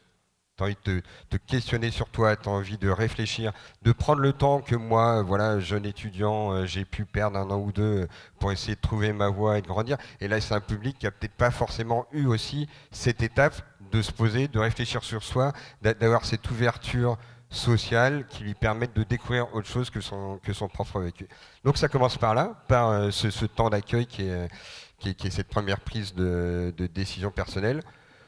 Tout au long du suivi, il n'y a aucune obligation de participer aux actions collectives. La seule obligation, c'est une fois par semaine, une fois tous les 15 jours, d'avoir cet entretien individuel avec la professionnelle. Et après, il se saisit de toutes les actions collectives ou individuelles. On travaille aussi beaucoup avec le territoire, des sophrologues, des chefs d'entreprise parrains, des coachs sportifs et autres. Voilà, nous, on est juste des boîtes à outils. Et l'objectif, c'est de permettre à la personne de saisir de cet outil-là au moment où la personne en a besoin. Donc ils choisissent.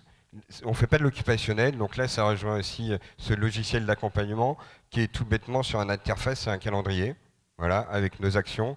Le pilote s'inscrit et lui-même se fixe l'objectif de sa venue au sein de Permis de construire, qui peut être un objectif d'isolement, de relation à l'autre, de confiance en soi, de parfaire une spécificité technique. Mais voilà, il est en pleine décision, y compris de ses propres objectifs à Permis de construire. Par contre, tu ne viens pas juste parce qu'il y a de la lumière ou que tu n'as rien à faire ce matin, et d'être toujours dans cette évaluation personnelle et de se dire où j'en suis, qu'est-ce que j'ai envie de retravailler, et ce qui permet aussi avec la professionnelle derrière de dire bah, ça fait 4 fois que tu fiches l'objectif, 4 fois avec 4 intervenants extérieurs, ils disent que c'est réalisé. Donc là, peut-être qu'on peut passer à l'étape supérieure et avancer. Ce qui permet aussi d'avoir ce retour sur les mêmes et de percevoir ses propres progressions aussi du regard du pilote et non pas que d'une évaluation du professionnel avec sa perception et autres. Dans l'implication personnelle, c'est aussi la fin. C'est-à-dire, nous, il n'y a pas de temporalité, et c'est une chance dans un monde judiciaire qui est saucissonné avec toutes ces mesures judiciaires. Mais la seule fin, c'est quand la personne estime qu'il n'a plus besoin de permis de construire. Voilà. Alors certains, ça va être, j'ai fait mon CV, ma lettre de motivation, je suis prêt, j'y vais tout seul. Et d'autres, on va pouvoir travailler sur la famille, puis après sur la santé, puis après sur l'emploi. Mais dans l'emploi, une fois mis en emploi, il y a encore un besoin de suivi.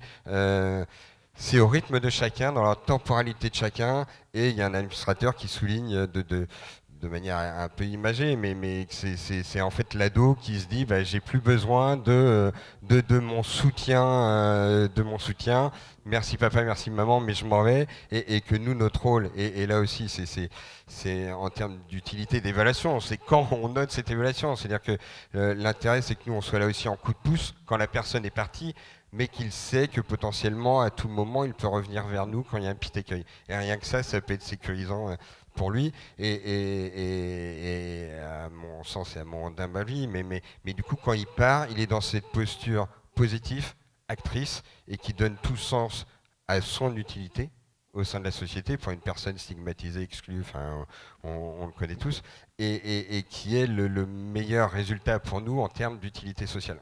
L'autre aspect aussi, vous me dites au niveau temps, mais on y va. C'est aussi l'implication au sein de l'association. C'est-à-dire que on n'est pas dans une approche communautaire. C'est-à-dire l'objectif pour le pilote, c'est pas de recréer son insertion au sein de Permis de construire et qui trouve une utilité à Permis de construire. Par contre, on est un peu un microcosme, une micro-société qui va lui permettre de se découvrir et de parfaire ses propres compétences pour pouvoir après les redynamiser, enfin les revivre à l'extérieur. Et donc, il s'implique aussi au sein de l'association. S'impliquer, c'est exister. Et pour ce public qui très souvent ont été exclus et qui ne trouvent pas grâce eux-mêmes à leurs propres yeux, c'est important. Il peut s'impliquer, y compris au conseil d'administration ? Voilà, il y a 2 places désignées pour les pilotes au sein du conseil d'administration. C'est un processus. Là aussi, c'est pas un état. Voilà, en ce moment, on n'en a plus, parce que ça pose aussi d'autres écueils en termes déjà de définition de l'implication. C'est-à-dire, pour un pilote, s'impliquer au CA, c'est déjà venir. Et pour eux, c'est déjà une avancée énorme. Et une reconnaissance. Pour une gouvernance très investie, très dans la réflexion, ils attendent autre chose du pilote. Pour les salariés, qui sont toujours dans cette approche éducative, l'implication a toujours derrière cet objectif pédagogique, éducatif. Donc il y a aussi nécessité de travailler nous en interne cette réflexion sur l'implication. Il y a un conseil des pilotes qui est mensuel, où là il revit toutes les actions qu'on a pu proposer, que eux proposent. Et donc il y a toujours cette évaluation là interne par le regard du bénéficiaire, ou en tout cas du pilote. Là, l'écueil, c'est d'être vigilant en termes de garant du cadre, de garder notre mission première et notamment, il y a toujours cette approche un peu consommation. On est dans une société de consommation et du coup, voilà, moi, je ne suis pas contre une activité karting. Mais par contre, quel outil pédagogique on va mettre derrière? Et ça les met aussi en réflexion sur le sens de telle action. Là, toutes les semaines, il y a une activité remise en forme qui marche très bien, qui est une vraie dynamique. Ils sont arrivés la dernière fois en disant « ça serait bien qu'on en fasse 2 ». Ok, donc expliquez-moi pourquoi, parce que si vous sentez que le sport et la remise en forme est pour vous intéressant, on peut peut-être travailler avec le réseau pour que vous alliez dans une asso sportive qui vous convienne et que ça se fasse à l'extérieur. Et après, moi, je pose aussi la problématique financière. Et du coup, ça met aussi en réflexion les pilotes sur cette dynamique-là et qui se disent comment on peut vous aider, comment on peut, nous, en tant que pilotes, travailler là-dessus. Et l'autre aspect aussi en termes d'utilité, c'est la question de la pérédance, où nous, on est très bienveillants, très humains. Et du coup, on est toujours dans cette recherche de solutions.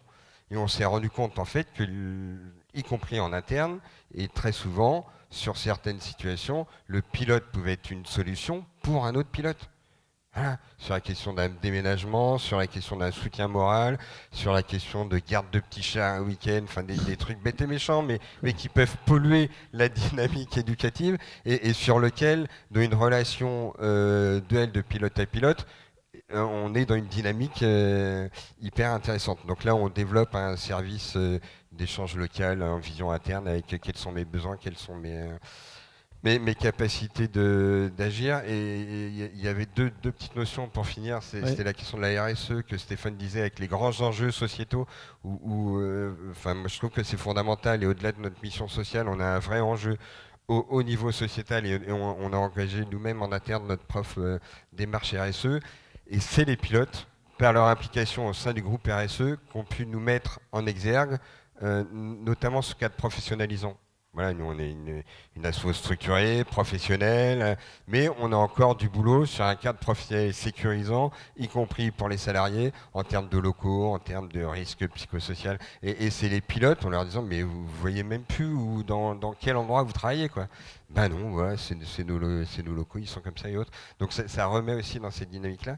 Et la question de la communication aussi, qui est primordial, d'autant plus nous, enfin, il faut tout le monde va chercher les sous, mais nous on n'a pas de soutien des pouvoirs publics ou très peu, et donc là on a une vraie nécessité d'aller communiquer. On communique depuis 6-7 ans, mais on communiquait très bien sur l'association de manière très scolaire, sur nos résultats, sur notre professionnalisme.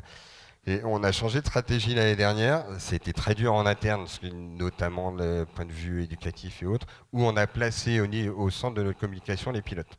Voilà. Ne serait-ce que la question des photos et de mettre en avant nos bénéficiaires, d'autant plus dans les milieux socio-judiciaires, droit à l'oubli et autres. Mais on a fait ce choix-là. Et encore une fois, nous on s'est questionné. Accepté par les pilotes. Mais c'est même eux qui nous ont dit, mais nous on est d'accord. Okay. Et on a très peu de refus d'autorisation de droit à l'image. Quand moi je vais faire mon petit lobbying auprès des entreprises du coin pour dire donnez-moi 3 cacahuètes, je vais avec un pilote, ils vont me donner plus de 3 cacahuètes parce que c'est la rencontre humaine qui se crée et parce que le changement de regard, et du coup je finirai là-dessus, et il s'opère de manière réelle, directe, et on dépasse les documents qui, au bout de 2-3 ans, en caricaturant là aussi, on enferme dans un placard parce qu'on n'est pas assez autre chose ou parce qu'on l'a oublié. Merci pour cette explication et cette présentation du fonctionnement de Permis de construire. On n'a pas encore entendu Guillaume Legault, le DG du groupe UCPA. Et en préparant cette table ronde, vous m'aviez dit, Guillaume, on ne peut pas réduire l'utilité sociale à la simple solidarité. C'est effectivement, on fait aussi le pas de côté, parce que c'est une grande association sociale, sportive, que vous représentez. L'utilité sociale pour vous aujourd'hui, c'est quoi ? Vous la qualifiez comment et vous la voyez où dans ce que vous faites ? Alors, je vais répondre à la question, mais je vais déjà répondre à la première question que vous avez posée tout au début de la table. Est-ce qu'on a fait un travail ou pas sur l'utilité sociale ? Oui, on a fait un travail. Ce petit document qui s'appelle « Évaluer l'utilité sociale », que vous pouvez trouver sur Internet, et qui est la raison de ma présence ici. Parce qu'au dos, vous verrez, il y a le logo de Citoyens et Justice. Et en fait, ce travail, on l'a fait avec votre participation. Le directeur général de l'époque, je pense qu'il a changé si j'ai bien compris, mais Denis Lourd a participé au comité de pilotage de l'étude. Et donc, il était à nos côtés pendant les 3 années où on a fait ce travail, et auquel a largement contribué Augustin aussi. La deuxième raison peut-être de ma présence ici, c'est que pour le coup, il y a des ponts entre ce qu'on vient de se dire et ce que nous faisons à l'UCPA. Et pour ne prendre qu'un seul exemple très concret, parce que vous citiez le sport comme un des leviers chez Permis de construire, et juste avant, on parlait de l'action de refaire le pont entre les victimes et les auteurs de violences conjugales. Moi, j'ai à l'esprit un projet qu'on a mené et qu'on relance d'ailleurs pour la 2e année consécutive, qu'on mène à Marseille, qui s'appelle le Quadraton des femmes, et qui consiste à travailler avec des femmes victimes de violences conjugales pour leur permettre, par le sport, de faire le parcours qui leur permet de se renouer finalement à la justice. Parce que la justice, quand il y a les violences conjugales, elle passe pour s'occuper des auteurs, elle passe pour dire ce qu'il faut faire pour la société. Mais par contre, c'est vrai que malheureusement, les femmes victimes, parce que c'est quand même très majoritairement des femmes dans ces cas-là, on leur dit débrouillez-vous pour vous reconstruire. Et le travail qu'on a fait avec l'ADAP 13 dans les Bouches-du-Rhône, avec une association qui s'appelle Solidarité Femmes, pareil dans les Bouches-du-Rhône, et puis l'UCPA, c'est de proposer un parcours à travers le sport qui permet aux femmes de se reconstruire. Et qu'est-ce qu'on leur propose? C'est tout simplement de faire de l'escrime, de l'équitation, de la voile, enfin les sports qu'on pratique à l'UCPA. Mais qu'est-ce qu'il y a derrière ça? C'est là qu'on vient à l'utilité sociale. Quand on propose de faire de l'équitation, ce qu'on travaille, c'est la confiance en soi.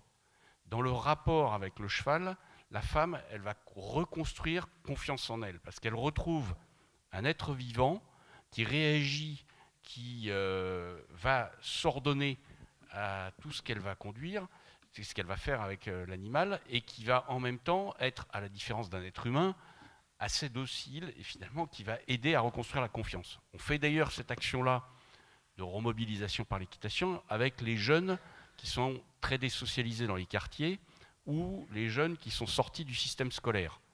C'est recréer le lien, la confiance, qui fait que dans le rapport à l'animal, je rétablis la valeur confiance et la capacité à me faire confiance, et après je peux recréer du coup du lien social avec d'autres individus, alors que j'avais perdu cette confiance pour créer le lien social.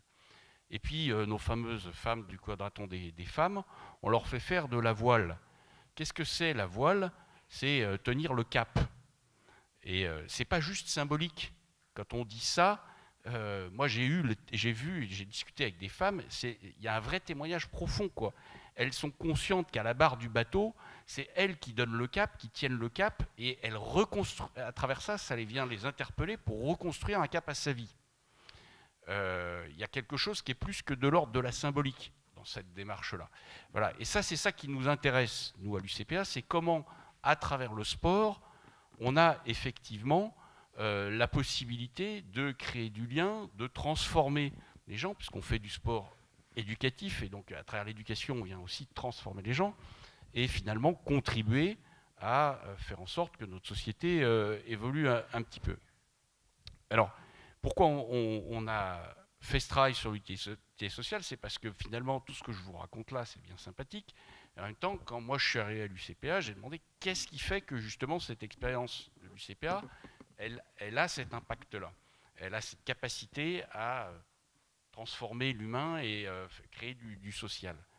Alors il y a, c'est quelque chose d'extraordinaire, il faut l'avoir vécu. Et puis d'ailleurs, il y a les valeurs, j'entendais tout à l'heure aussi, voilà, et tout. Et alors je dis, bon, si c'est extraordinaire, expliquez-moi comment on fait pour le vivre. Et s'il y a les valeurs, je vais peut-être les trouver. Donc j'ai cherché dans les couloirs, je n'ai pas trouvé les valeurs. Voilà. Et donc on s'est dit, il y a quelque chose qu'il faut qu'on arrive à toucher, à palper, à pouvoir cerner. Et c'est ça le travail sur l'utilité sociale, c'est d'essayer de se dire, au-delà du discours qu'on peut avoir sur ce qu'on fait, au-delà de la manière de construire des projets, des outils et tout ça, comment on essaye de cerner ce qui est en train de se vivre à l'intérieur de notre activité. Et je dis bien ce qui est en train de se vivre, c'est-à-dire que ce n'est pas figé. Augustin et son collègue, ils sont venus travailler il y a maintenant 4 ou 5 ans.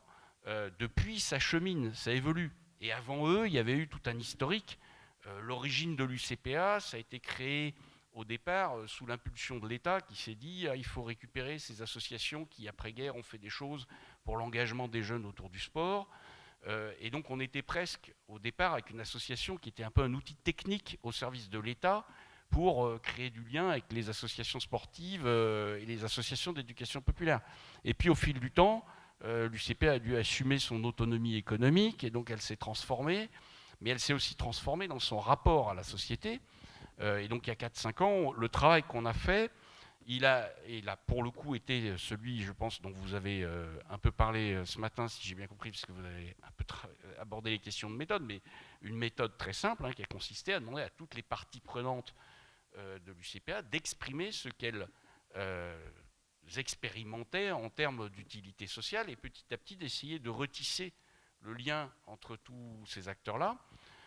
Et donc ça nous a permis petit à petit, à la fois de retravailler sur la méthode, ce qu'on explique dans le petit document, et puis sur le fond, de produire petit à petit ce qu'on a appelé le modèle d'utilité sociale de l'UCPA, qui dit à la fois ce qui est un peu le cœur de l'expérience. Alors, au moment où on l'a construit, donc il y a 4-5 ans, on a appelé ça la sociabilité nomade, l'idée qu'à un moment, les gens viennent expérimenter un type de rapport social particulier qui va les transformer et qui vont pouvoir ensuite véhiculer ailleurs.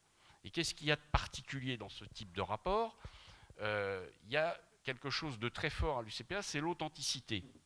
En gros, les gens, ils sortent de tous les rôles sociaux et tout. Quand on fait du sport, quand on va monter un sommet, quand on part en bateau ou quoi, on ne peut plus se la raconter. Hein. À un moment, si la mer se met à bouger ou si la montagne devient plus compliquée et qu'on perd son chemin ou quoi, les gens, ils se parlent de cœur à cœur, de manière authentique. Et ça, on essaye de le travailler pour le faire vivre et expérimenter effectivement fortement à tous les jeunes. La deuxième chose, c'est le compagnonnage. Parce que ce qui est au cœur de la manière de faire vivre le sport à l'UCPA, c'est collectif.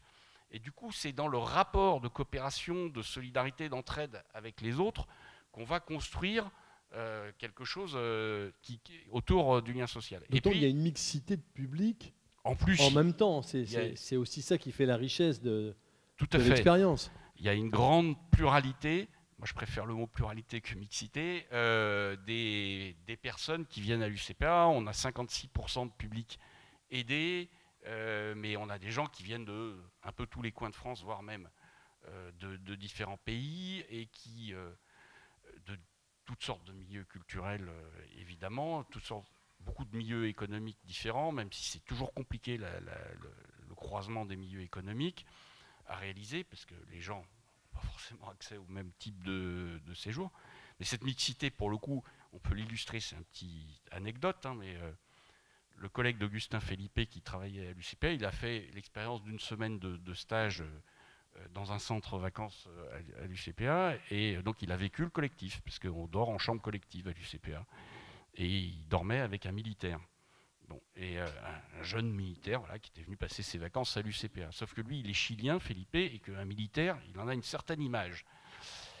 Eh bien, au bout des 7 jours, il est revenu en disant « ça a transformé l'image que j'ai des militaires ». Et c'est ça la mixité qui se vit à l'UCPA, c'est qu'on permet à des gens de dépasser les représentations sociales qu'ils peuvent avoir pour être dans ce rapport d'authenticité, dans ce rapport de compagnonnage. Et troisième élément de cette sociabilité normale, c'est d'être dans l'aventure. Parce que pour le coup, on emmène quand même les gens dans des lieux qui ne sont pas des lieux ordinaires, on sort du cadre de vie, et même, puisqu'on a de plus en plus d'activités sportives en milieu urbain, donc pas forcément dans un contexte de vacances, mais là aussi on essaie de créer des espaces un peu extraordinaires. On est en ce moment en train de construire, juste à côté de la gare de Nantes, un équipement qui va ouvrir au printemps prochain, hein, qui s'appelle UCPA Sport Station, et qui vise à être justement un lieu un peu extraordinaire où les gens vont découvrir différentes activités sportives et pouvoir se croiser, se rencontrer. Donc voilà un petit peu ce qu'on a construit, travaillé, et juste, pour ne pas être trop long, mais dire 2-3 mots sur ce que ça a eu comme impact, puis du coup ouvrir aussi des questions éventuellement qui peuvent permettre d'échanger. Je dirais, derrière cette réflexion sur essayer de se redire c'est quoi le cœur de de ce qu'on fait expérimenter, de ce qu'on fait vivre fortement dans notre pratique associative à l'UCPA, il y avait la volonté de remettre la boussole de l'association tout en haut de ce qui nous pilote. Parce que c'est assez facile, hein, quand on est à l'UCPA, on est une association reconnue d'utilité publique. Alors on pourrait dire, bah oui, bah, c'est pratique, on est reconnu d'utilité publique, donc il n'y a pas besoin de se poser de questions sur notre utilité. Ou bien on est reconnu d'utilité sociale. On a le label ESUS, entreprise solidaire d'utilité sociale. Donc là, pareil, c'est pas peine et tout. Bien non, c'est pas vrai. Une association, ça ne marche que si elle est en permanence en train de se poser la question de c'est quoi mon projet, mon moteur, et comment ce projet et ce moteur, il est toujours pertinent dans la société dans laquelle je vis, il est toujours pertinent par rapport aux parties prenantes qui me constituent, et comment je le fais vivre.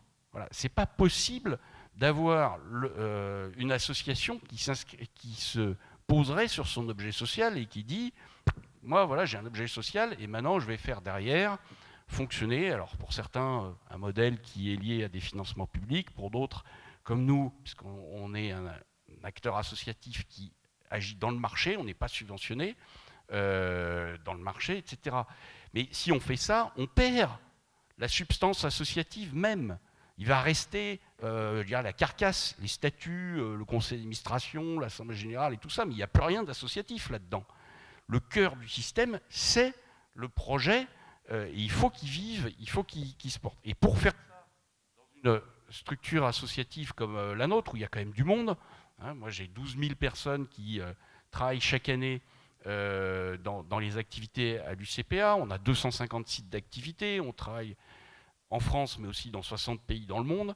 Et donc, il faut à un moment pouvoir donner cette boussole, donc très clairement, mais il faut aussi que cette boussole, les gens puissent l'avoir dans la main à un moment, parce que c'est pas le tout qu'il y ait un grand ponte dans l'association ou une équipe qui porte ça avec force et charisme, c'est très bien, mais à un moment, concrètement, au quotidien, voilà, la femme de ménage qui nettoie la piscine ou le moniteur de voile là, qui va partir emmener des gamins sur la mer, il faut qu'ils se disent comment je fais vivre cette utilité sociale. Et donc ce qu'on a construit, on a essayé de construire, et on essaye de l'améliorer sans cesse, des outils qui permettent d'orienter, de donner un moyen aux gens de s'orienter par rapport à cette boussole. Et donc on mesure notre impact social, du coup, c'est plus tout à fait l'utilité sociale, c'est la conséquence de l'utilité sociale, à travers des enquêtes auprès de tous les gens qui viennent à l'UCPA, et on a mis en place un outil informatique qui permet en permanence à tout le monde de regarder comment son action a effectivement un impact. Et donc très concrètement, le maître nageur qui vient de faire une séance de natation, il va pouvoir regarder quels sont les retours, le feedback des gens qu'il a encadrés dans son activité au regard du projet qu'il a voulu mettre en œuvre pendant cette activité-là. Et cet outil-là, il est utilisé sur toutes les activités et il nous permet aussi du coup d'avoir une vue globale de l'ensemble de notre impact. Voilà. Et du coup, et pour vous, Guillaume, ça a changé quelque chose? Pour moi personnellement, ouais. Ah ouais, dans votre management, dans votre... Justement, dans le management, ça transforme parce que du coup, on manage l'ensemble de groupes associatifs UCPA par rapport à ces indicateurs, par rapport à ces outils qui ne sont pas à l'alpha et l'oméga. Je veux dire, quand on mesure est-ce qu'on a créé du lien social dans l'activité sportive, ça débouche à la fin sur un truc 7,4 ou 7,8. Bon, ça ne veut rien dire, 7,4 ou 7,8. Mais ce qui est intéressant, c'est que ça met tout le monde orienté par rapport à est-ce que je crée du lien social. Voilà, moi ce qui m'intéresse, ce n'est pas le 7,4 ou 7,8, on fait pas de la comptabilité. Comptabilité, ça vient après, en dessous, là, quand il faut s'occuper effectivement du modèle économique. Mais il faut le mettre dans l'ordre. Mais en revanche, vu comment on fonctionne et comment nos esprits sont formés, effectivement, s'il n'y a pas un 7,4, personne ne met de la valeur derrière le lien social. Et donc on a créé cette machine qui fait que ça transforme en chiffres, en quelque sorte, l'ensemble de l'impact. Ça permet aux gens d'essayer de se positionner par rapport à ça. Encore une fois, ce n'est pas le chiffre en lui-même qui est intéressant, c'est l'orientation que ça donne, le fait que ça met les éducateurs sportifs en permanence en réflexion sur leur démarche d'éducateurs sportifs et donc sur le cœur de ce qui est notre projet associatif. Et pour moi, comme directeur général, ça nous amène à réfléchir en permanence sur la manière de faire évoluer les process et l'organisation de notre groupe associatif pour qu'effectivement, il soit aligné par rapport à ce projet-là. Et du coup, on remet tout en ordre, parce que là où d'habitude, les grands groupes associatifs, la seule chose qu'ils vont vous dire au début, si je faisais comme eux, je dirais, ben voilà, nous on fait 250 millions de chiffre d'affaires, on investit 20-25 millions par an, il y a 3000 équivalents temps plein, 12 000 saisonniers, animateurs, etc. Ça n'a aucun intérêt tout ça. Moi, ce qui m'intéresse, c'est effectivement combien il y a de gens qui ont pu, à travers l'activité à l'UCPA, se transformer. C'est un truc qui fait rire les gens, mais c'est une réalité. Il y en a plein qui se sont mariés à l'UCPA. C'est pas rien quand même. Hein, on contribue à créer du lien social, nous, un petit peu. J'en connais, je suis allé à des mariages UCPA. Il y a plein... Si je dis ça, c'est un peu en rigolant, mais sur le fond, si on rigole moins, si vous voyez le nombre de gens qui souffrent de solitude et qui, grâce à leur expérience à l'UCPA, des jeunes aujourd'hui, en sortie de Covid, je peux vous dire, il y en a un paquet, hein, et qu'on arrive à leur redonner voilà, cette confiance en eux, ce goût de la vie, et se dire, ouais, finalement, il y a quand même possibilité de se faire des amis assez facilement. C'est tout ça qui est vécu un petit peu derrière. Voilà. Et donc, pour finir, ce qu'on peut se dire, c'est que ça recentre finalement nos organisations associatives sur le fait qu'on est à mettre en place, quand on crée une association, un projet, des process. Les process, c'est quoi? C'est des manières. Il y a quelqu'un qui disait des manières de faire, c'est ça. Hein. Et donc, ça permet qu'on repense toute l'organisation de l'association autour de ça principalement, qui est le cœur du projet associatif. Et du coup, d'être dans la logique, si on fait un petit joke, d'éviter, parce que ce qui risque de tuer les associations, c'est pas la cessation de paiement. Je sais bien, il y en a plein qui ont des difficultés financières, j'en fais partie, hein, je vous rassure, le Covid, ça ne nous a pas mis dans un bon état. Mais c'est pas la cessation de paiement. Moi, j'arrête pas de dire à ma trésorière qui a une trouille noire de se dire on va se planter. C'est pas ça qui nous menace. Ce qui menace dans l'associatif, c'est la cessation de penser. Et c'est tout l'enjeu de l'utilité sociale, c'est de se remettre à penser et à se dire, mais penser pas juste pour philosopher et se faire des idéaux, penser pour ordonner notre projet, nos process. Pas mal ça comme conclusion de table ronde avant d'aborder les questions. Bien joué, monsieur le directeur général. Alors, hop là, c'est parti. Alors attention, les micros, je vais vous donner le mien. Albert Le Palu est là, il y a 2 autres questions là-bas. Oui, ça va partir très vite. Voilà. Oui, merci. J'avais bien vu UCPA, mais j'étais loin d'imaginer que c'était l'UCPA que j'ai connu. C'est ma jeunesse, l'UCPA. Donc je m'y retrouve tout à fait. Je me suis perdu ensuite quand j'ai découvert le Club Méditerranée. Mais bon, c'est pas ça ma question. Ma question, c'est l'UCPA et la prison. Vous n'intervenez pas en prison? Non, aujourd'hui, on n'intervient pas en prison. Mais il n'y a pas d'exclusive ou autre. Hein, pour le coup, il y a d'autres acteurs associatifs qui interviennent en prison. Parce que l'UCPA, c'est une association d'associations. C'est comme ça qu'on est organisé. Et notamment dans nos associations membres, il y a Léo Lagrange. Léo Lagrange travaille aujourd'hui à faire des choses qui ne sont pas très éloignées de ce qu'on fait, un peu moins sportives parce que c'est moins leur génétique, dans les prisons.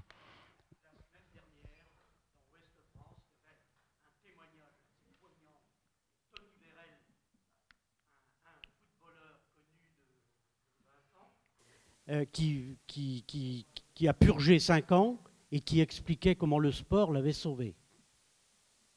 Et autre exemple en Bretagne, Finistère Nord, le Bel Espoir, vous connaissez, l'abbé Jaouen, oui, le père Jaouen. Oui. Il a fait du bon boulot lui aussi avec son sport. Bon, voilà, merci.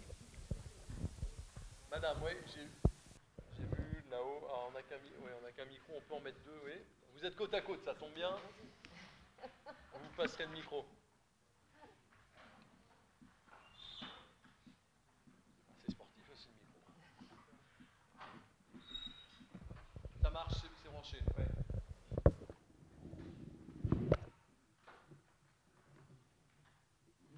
Le bouton est dessous.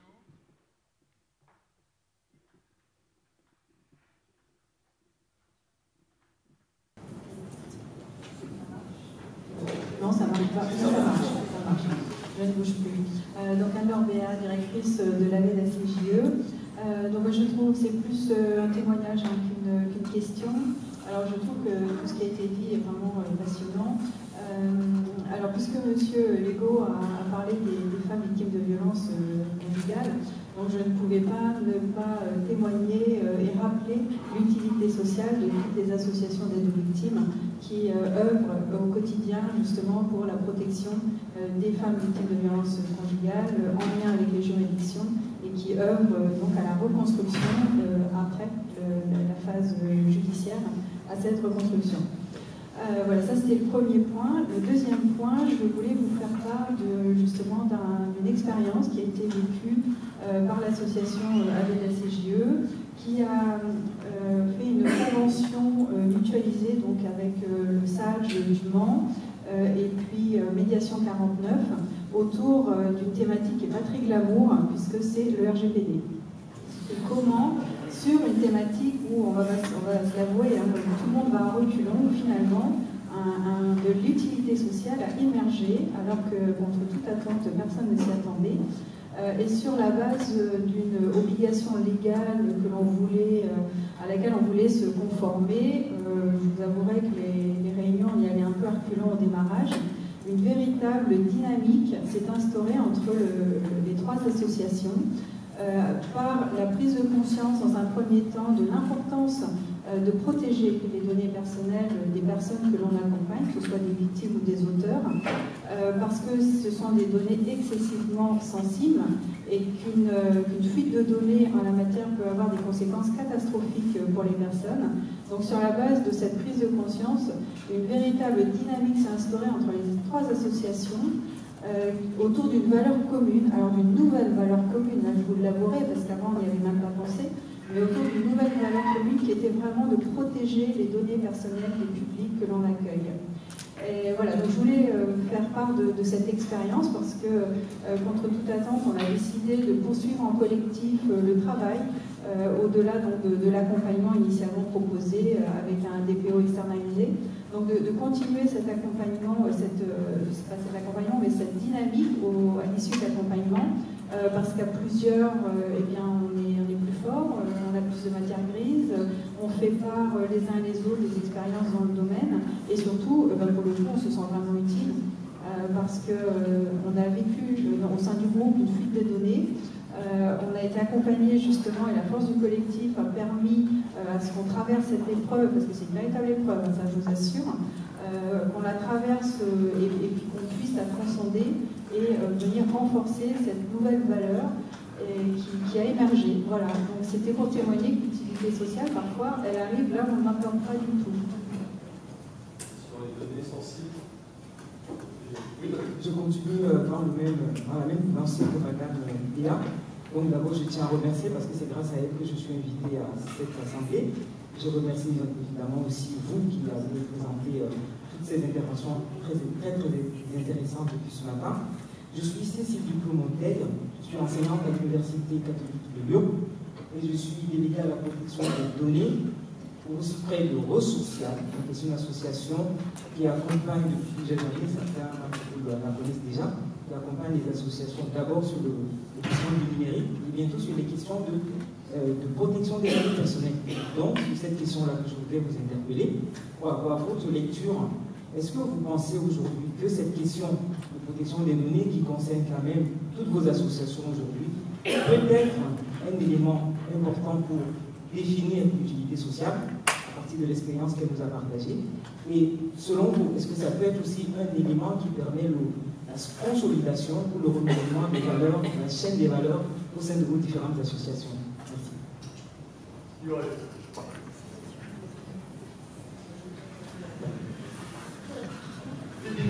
Je veux bien tenter un petit début.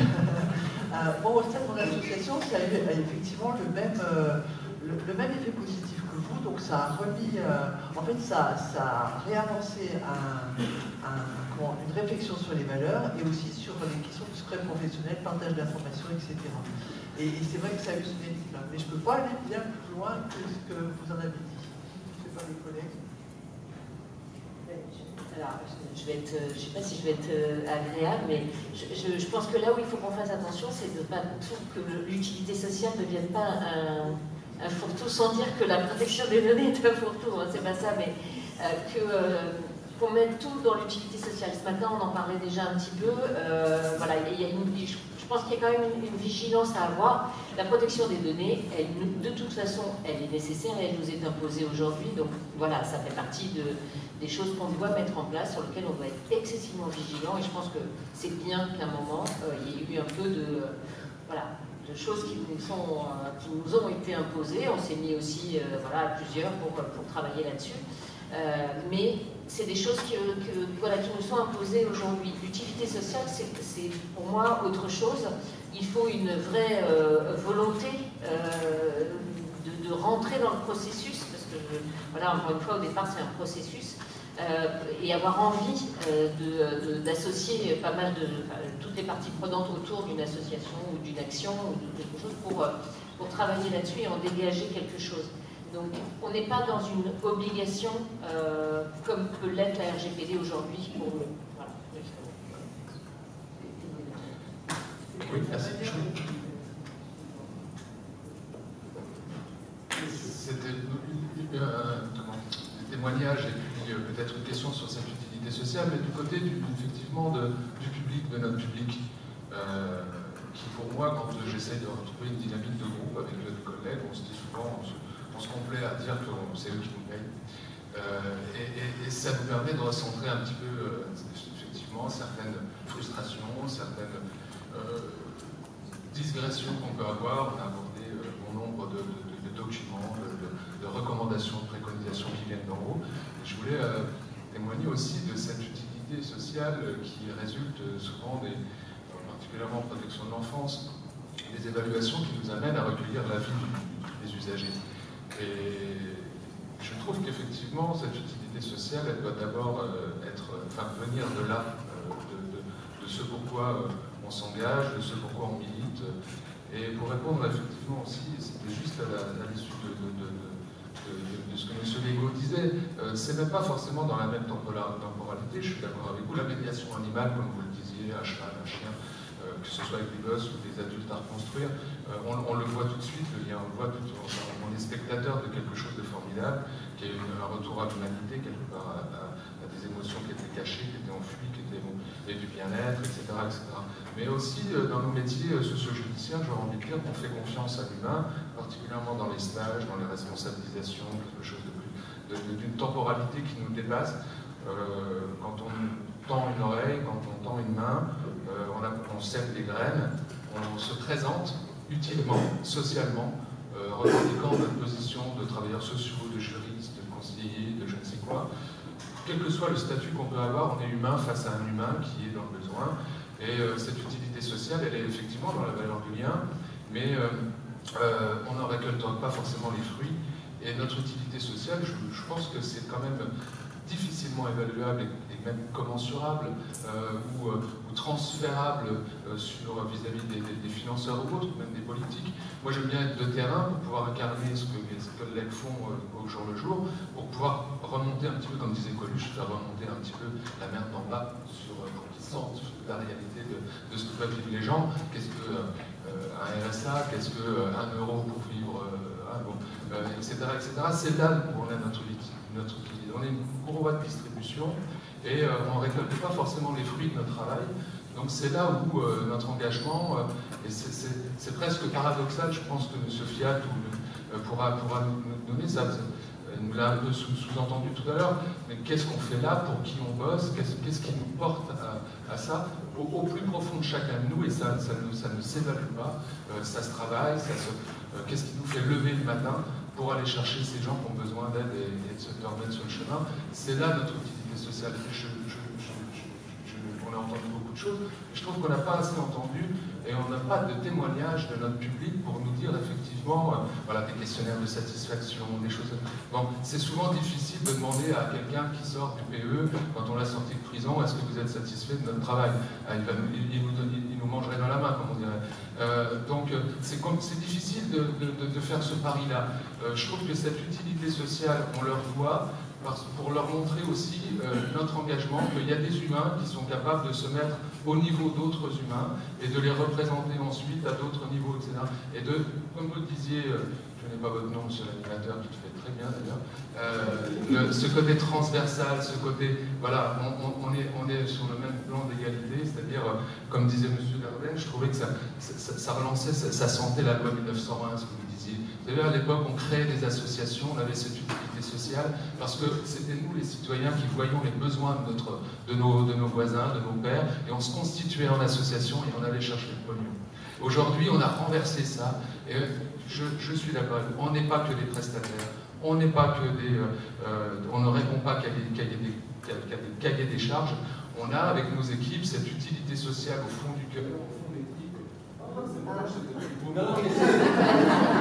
n'y a aucune censure, c'est la vie, il faut bouger un petit peu. Oui, voilà. C'est le cœur, paf, ça coupe. Voilà. Non, mais c'est ça. Et cette utilité sociale, on va demander à notre public de nous dire ce qu'il pense de nous. Ils pourraient même être hypocrites. Ils seraient d'ailleurs rétablis dans leur humanité, hein, parce qu'il ne s'agit pas que d'en faire des moutons. Mais c'est biaisé, tout ça, on ne peut pas vraiment... vous voyez ce que je veux dire? Pourtant, c'est tellement essentiel de voir les milliers de personnes qui passent dans nos murs et qui font la valeur de notre association. Il y a des gens qui veulent réagir à ce que vous avez dit. Pardon? Ah.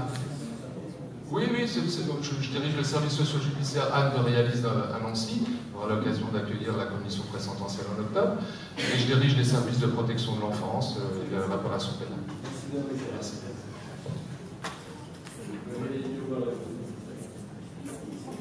Peut-être juste, merci pour votre intervention, parce qu'elle permet de glisser une petite réflexion que j'ai eue aussi en lisant les documents que vous avez, enfin, pas des gros documents, mais la petite plaquette et puis la présentation de cette réunion. Parce que je voyais bien qu'il y avait le sentiment d'avoir besoin, derrière l'utilité sociale, d'avoir une reconnaissance. Vous l'avez un peu exprimé. Et je pense que, pour le coup, il faut faire attention. Je ne pense pas que l'utilité sociale ait pour vocation de servir à la reconnaissance du travail que nous faisons les uns les autres. Ça serait une erreur. À la limite, que la mesure de l'impact social aide à évaluer et à reconnaître. Je pense que la reconnaissance du travail qu'on fait, elle doit passer par d'autres voies et d'autres canaux. Et elle est parfaitement légitime, et vous avez parfaitement raison de l'exprimer. Mais faisons attention à ne pas confondre les deux, parce que sinon on va tordre un tout petit peu l'intérêt de l'utilité sociale, qui est de se questionner quand même de manière réelle pour se dire est-ce que j'apporte, enfin est-ce que notre organisation, ce collectif, apporte une contribution effective au développement, au fonctionnement, à l'amélioration de la société. Et on n'en attend pas forcément un retour. Parce que si on en attend un retour, c'est-à-dire qu'on est dans un rapport ambigu à cette société qui est de dire je veux qu'elle me serve. Or l'utilité sociale, c'est pas pour moi, c'est pour la société. Quelque part, c'est là où je dis attention à ne pas retourner la notion d'utilité sociale à l'envers. Du coup, parce que dans le titre, la force de l'utilité sociale, la force des associations, c'est ambigu, je le dis. Oui, ça peut être une force de certaines associations, mais il y a des associations qui ont perdu cette force et qui restent des associations sur le papier. C'est un petit peu ce que je disais tout à l'heure. Et donc, je pense qu'il y a un vrai... Enfin, il faut distinguer les choses. Voilà. Se concentrer, arriver à faire ce travail de réflexion sur l'utilisation sociale et le porter comme une réflexion vivante, comme je disais tout à l'heure, permanente et tout, est vraiment utile et aide aussi, c'est ce que je disais un peu tout à l'heure, quand je disais que ça redonne une boussole, à ne pas perdre la foi dans la force que nous avons. Pour le coup, moi, je n'attends pas que les gens viennent me dire c'est bien ce que vous faites ou c'est pas bien. Dès lors qu'on a construit le projet et qu'on est convaincu qu'il est pertinent, qu'il a sa force, et c'est pas parce que dans la société, il y a plein de gens qui vont nous dire qu'il faudrait gagner plein de pognon, que nous, on va se mettre à gagner plein de pognon. Ou bien qui nous disent qu'il faudrait faire le Club Med, qu'on va faire le Club Med. Ou qui nous disent, je sais quoi, qu'il faut faire les fédérations sportives et des licences sportives, qu'on va faire des licenciés. Non. Nous, on a aujourd'hui, on porte un projet et on le travaille, on essaie de l'améliorer, mais on n'a pas vocation à être déboussolé par les uns et par les autres. Et donc, ce que je veux simplement vous dire, croyez à la force et à la pertinence de ce que vous faites, travaillez sur de votre propre démarche, travail ou projet associatif, mais n'attendez pas forcément que ce soit la reconnaissance qui oriente cette boussole. Oui, je ne vais pas paraphraser parce qu'effectivement je suis complètement d'accord avec par rapport à la reconnaissance. Sur l'autre point, sur le fait d'associer les personnes accueillies et qu'ils puissent donner leur avis, alors là aussi, moi je pense qu'il y a plein de méthodes pour le faire. Là, on fait un séminaire, nous, sur la bientraitance. On a appris une école de travail social pour faire une recherche-action, pour faire tout un questionnaire complètement anonyme par des jeunes étudiants ils ont interrogé nos personnes accueillies dans d'autres sites, sur d'autres sites que chez nous et tout ça, pour avoir leur retour. Parce que par contre, ce qui est important, c'est de pouvoir s'adapter aussi, être en capacité de... Nous, on a travaillé sur le fait de la reconnaissance ou l'adaptation au réel. Voilà, c'était aussi un mot qui est revenu beaucoup dans l'utilité sociale. C'est aussi d'accepter aussi leur retour, qu'il soit positif ou négatif, bien évidemment, et que du coup, on peut toujours avoir... on a aussi un liaison interne, un journal interne où les gens peuvent tout à fait écrire, les personnes accueillies sont invitées à écrire, dessiner, voilà, ce qu'ils veulent, et témoignent de choses. Et c'est plutôt important justement qu'on puisse avoir ce retour de leur expérience, de ce qu'ils vivent, soit dans l'association, soit de l'accompagnement social qu'on y mène, soit de l'accueil qu'on y fait. Voilà. Donc il y a différentes méthodes où ils peuvent se sentir libres quand même de pouvoir effectivement parler ça. Oui, alors, on est complètement en phase tous les trois, c'est déjà ça. Et peut-être au-delà de ça, c'est aussi reconnaître l'utilité des personnes qu'on accompagne. Par exemple, nous, alors, c'est pour faire un petit décalage, je gère un service d'hébergement avec hébergement. On a par exemple beaucoup développé l'outil de conférence des familles, justement, où on voit aussi que les personnes qui sont en protection de l'enfance ont aussi un environnement sur lequel on peut s'appuyer, etc. Donc c'est aussi l'utilité sociale de chacun. Mais ça revient à ce qu'on dit depuis le début, je crois. C'est vraiment les questions de méthode de travail. Au-delà du document, c'est de la méthode de travail. Est-ce que quelqu'un souhaite intervenir? Poser des questions par rapport aux différentes expérimentations qui ont été présentées? Une fois, deux fois, trois fois. Merci.